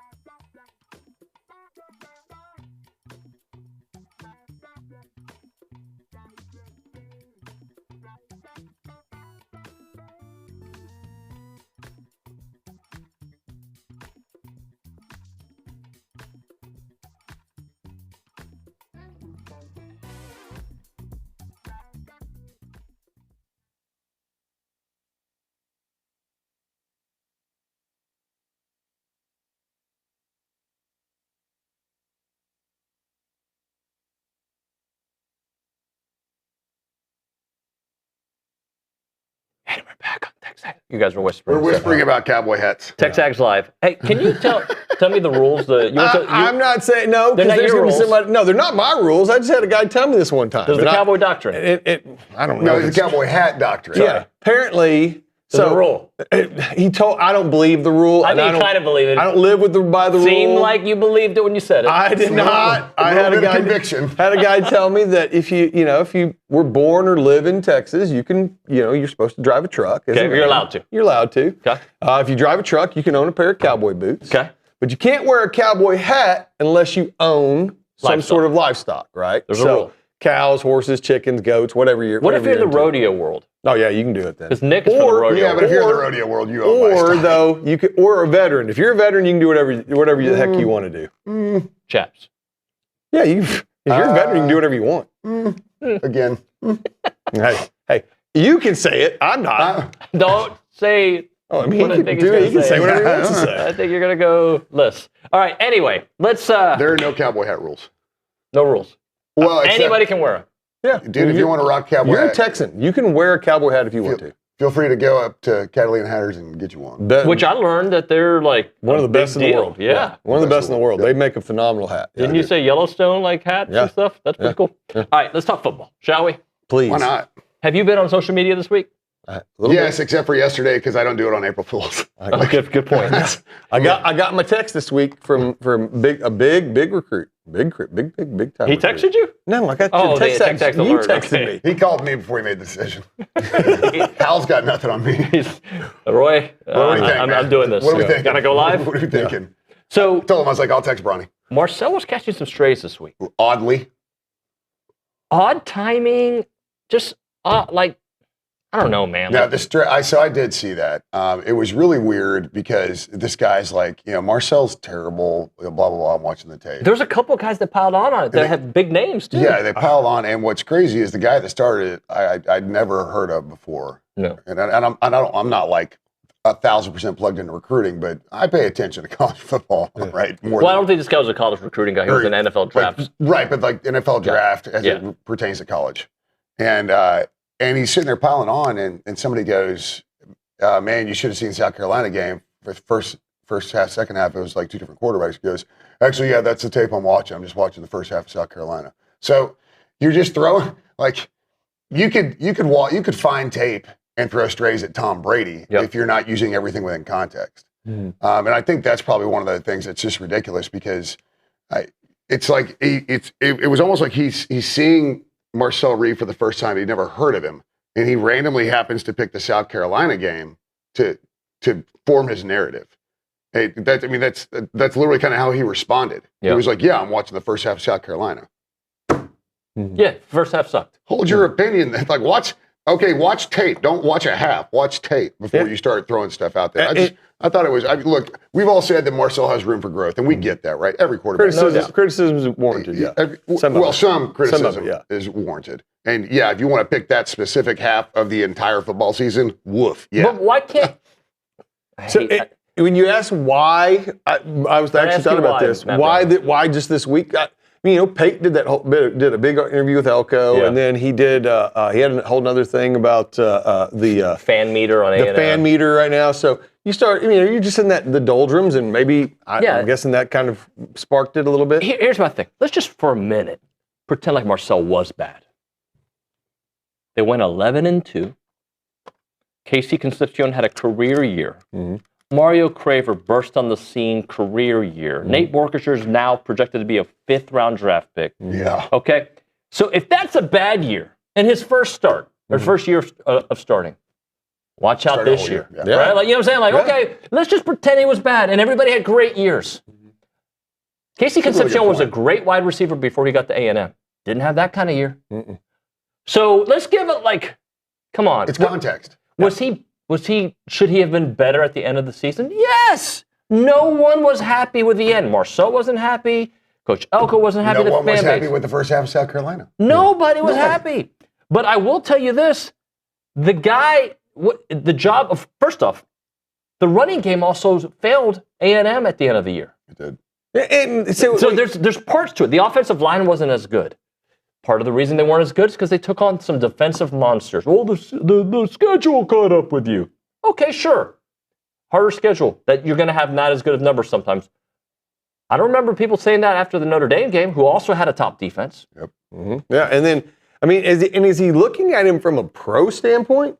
Because, I mean, I think he was looking at his missed throws that Casey could have had. By the way, Casey dropped some balls last year. Yeah, we had quite a few drops that were very, very untimely. But I mean, you look at the also it's not just KC. I mean, Craver had a career year. I mean, Bethel Roman had a breakout year. You had a lot of guys that looked really good because Marcel was dealing the ball, and then. Of course, I mean, you look at runs like this, and so, yeah, he's obviously some of the criticism is warranted, no doubt. I mean, we think we've all talked about it at nauseum of some of the mistakes he made and all that. But, I mean, every single time you step on that field, you're getting better. You're getting more experience. Let's play this game.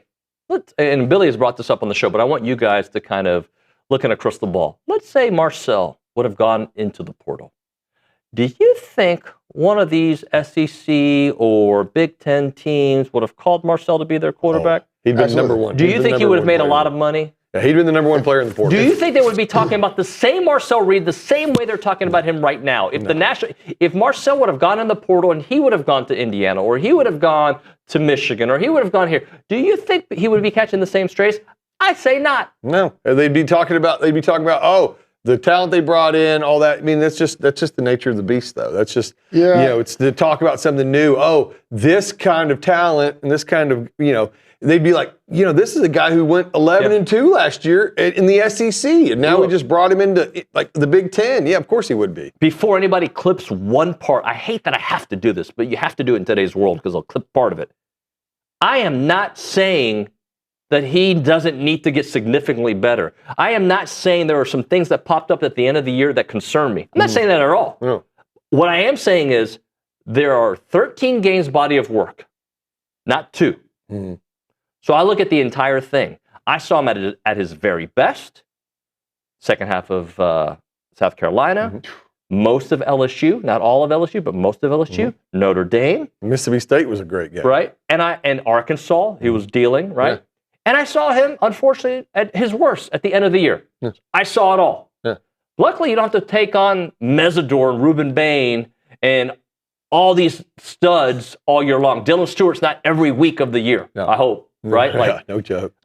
And other quarterbacks struggle with those defenses as well. Yeah. So I want Marcel to be significantly better. I want the A&M offense to be better. I also think the offensive line didn't play their best at the end. I don't think the running game played their best.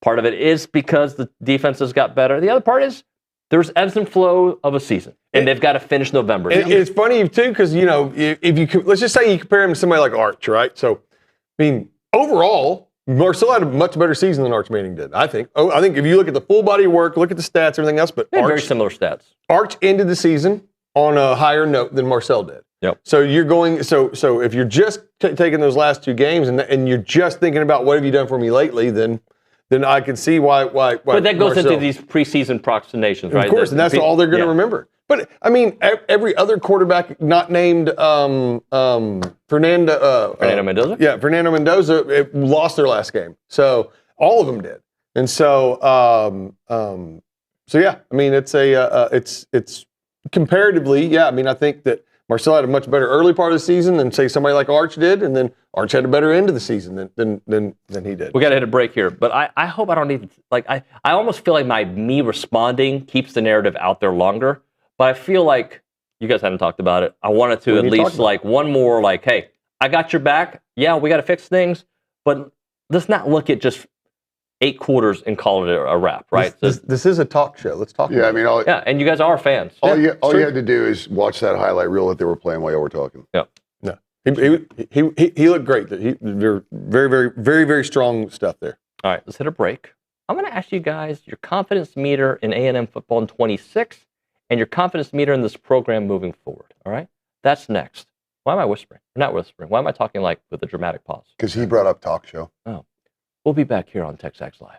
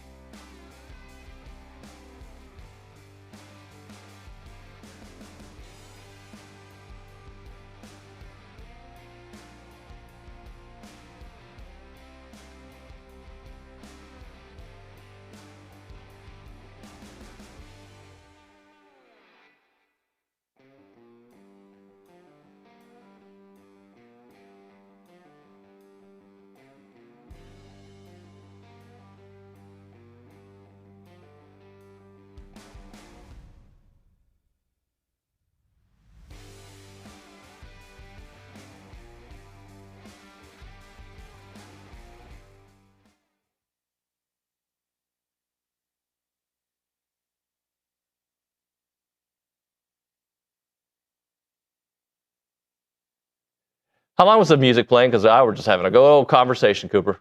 My earbud was out too. Nick, was it like 20 minutes and I just didn't notice it? No, not at all. All right, he said no.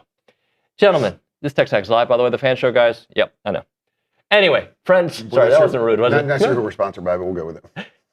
Confidence meter in 26, and then confidence meter moving forward with A&M football. Roy May, I already know where he's going. I want to know where you're going. Just as a program. Just for 26, like yeah, right, but then we're talking like because, also like Artemis 2 trajectory kind correct. of thing, right? I'm into the Artemis thing, by the way. Oh, dude, super cool. It's a launch to orbit the moon. I mean, yeah. How can you not be excited about that? I've done that for 40 years. Unbelievable. 50 years. Got to watch literally history yesterday. It's unbelievable. So my confidence going into next year, man, I'm probably at like a 7 or an 8 right now. Just because there are pieces that I want to see. When you say 7 or 8, how does that translate into wins? 10 wins. So like that's 9 to 10 wins. Okay, so you're at a 7 or an 8 that this team can win. Let's do it by wins. Maybe that's an easier way to do it. I'm confident that this team is going to win 9 to 10 games. Okay. Right now. And I would be more confident. I get it that I'm the Maroon Kool-Aid guy on the panel always, but 9 to 10, 9 for me is a floor. And it has to be a floor, right? That has to be the expectations. To win 9 games like that, you just can't win. Even with the 9-game SEC schedule. Yep. Okay. Because I think we're going to get into a world where 8-4 is the old 9-3. But continue. When we get there, my brain will wrap around it, right? Mm-hmm. But as for now, even though it goes to the 9-game, like it's still 9 games for me is really a floor.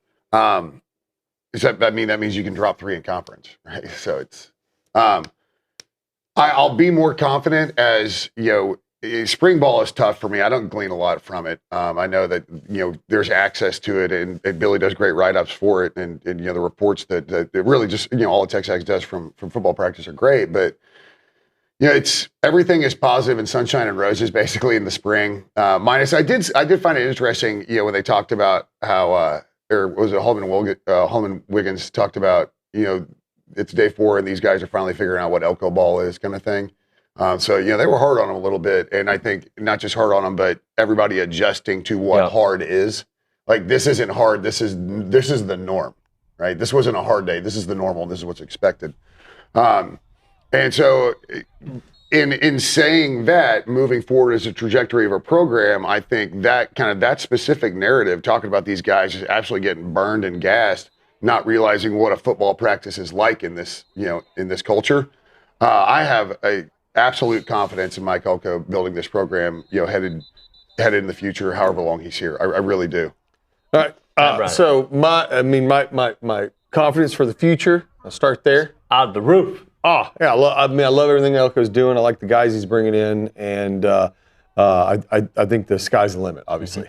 Mm-hmm. I am opposite. I'm absolutely, this is the lowest I'll be. I mean, my confidence level, like right now, I'm kind of like, we might win 8 games. I don't know. I mean, I'm going back to what I just saw. I'm just being honest. What I saw at the end of the last year didn't look great. We lost a lot of guys. Of course, we lost a lot of guys the year before. And every year I go in with little confidence is the year where we do really well. So right now I'm like, I don't know. I mean, we might win 8 games, 9 games, but as we get closer to the season, I promise you that will change. I'm in the middle of both of you. I need some questions answered, and those questions won't be answered until the season starts. Right. I got to know what this offensive line looks like. I got to know what the running game looks like. I feel like the defense is going to be good. I got to know what a retooled wide receiver core looks like. We're talking a lot. There's some stuff out there that Billy put out. Terry Bussey being dynamic in practice, which we've heard before. So again, like you take it with a grain of salt. We really just lost KC and brought in a big time with the Alabama kid. Yeah, but you can't discount the amount of impact that losing Casey is. And Craver's amazing, right? But Casey, he returning kicks. But these freshmen, they're going to get on the field. And to me, ABR, I'm telling you right now, Bussey. I think Bethel Roman's going to be our best receiver this upcoming season. Gentlemen, that's it. Thank you very much. David, you guys were pretty good today. Thanks. Yeah, you're gonna get a B minus. Better than the weather. We needed the rain. Thanks everybody for watching. Tomorrow, Billy Lucci, Olin Buchanan, and the baseball bunch guys. See you then.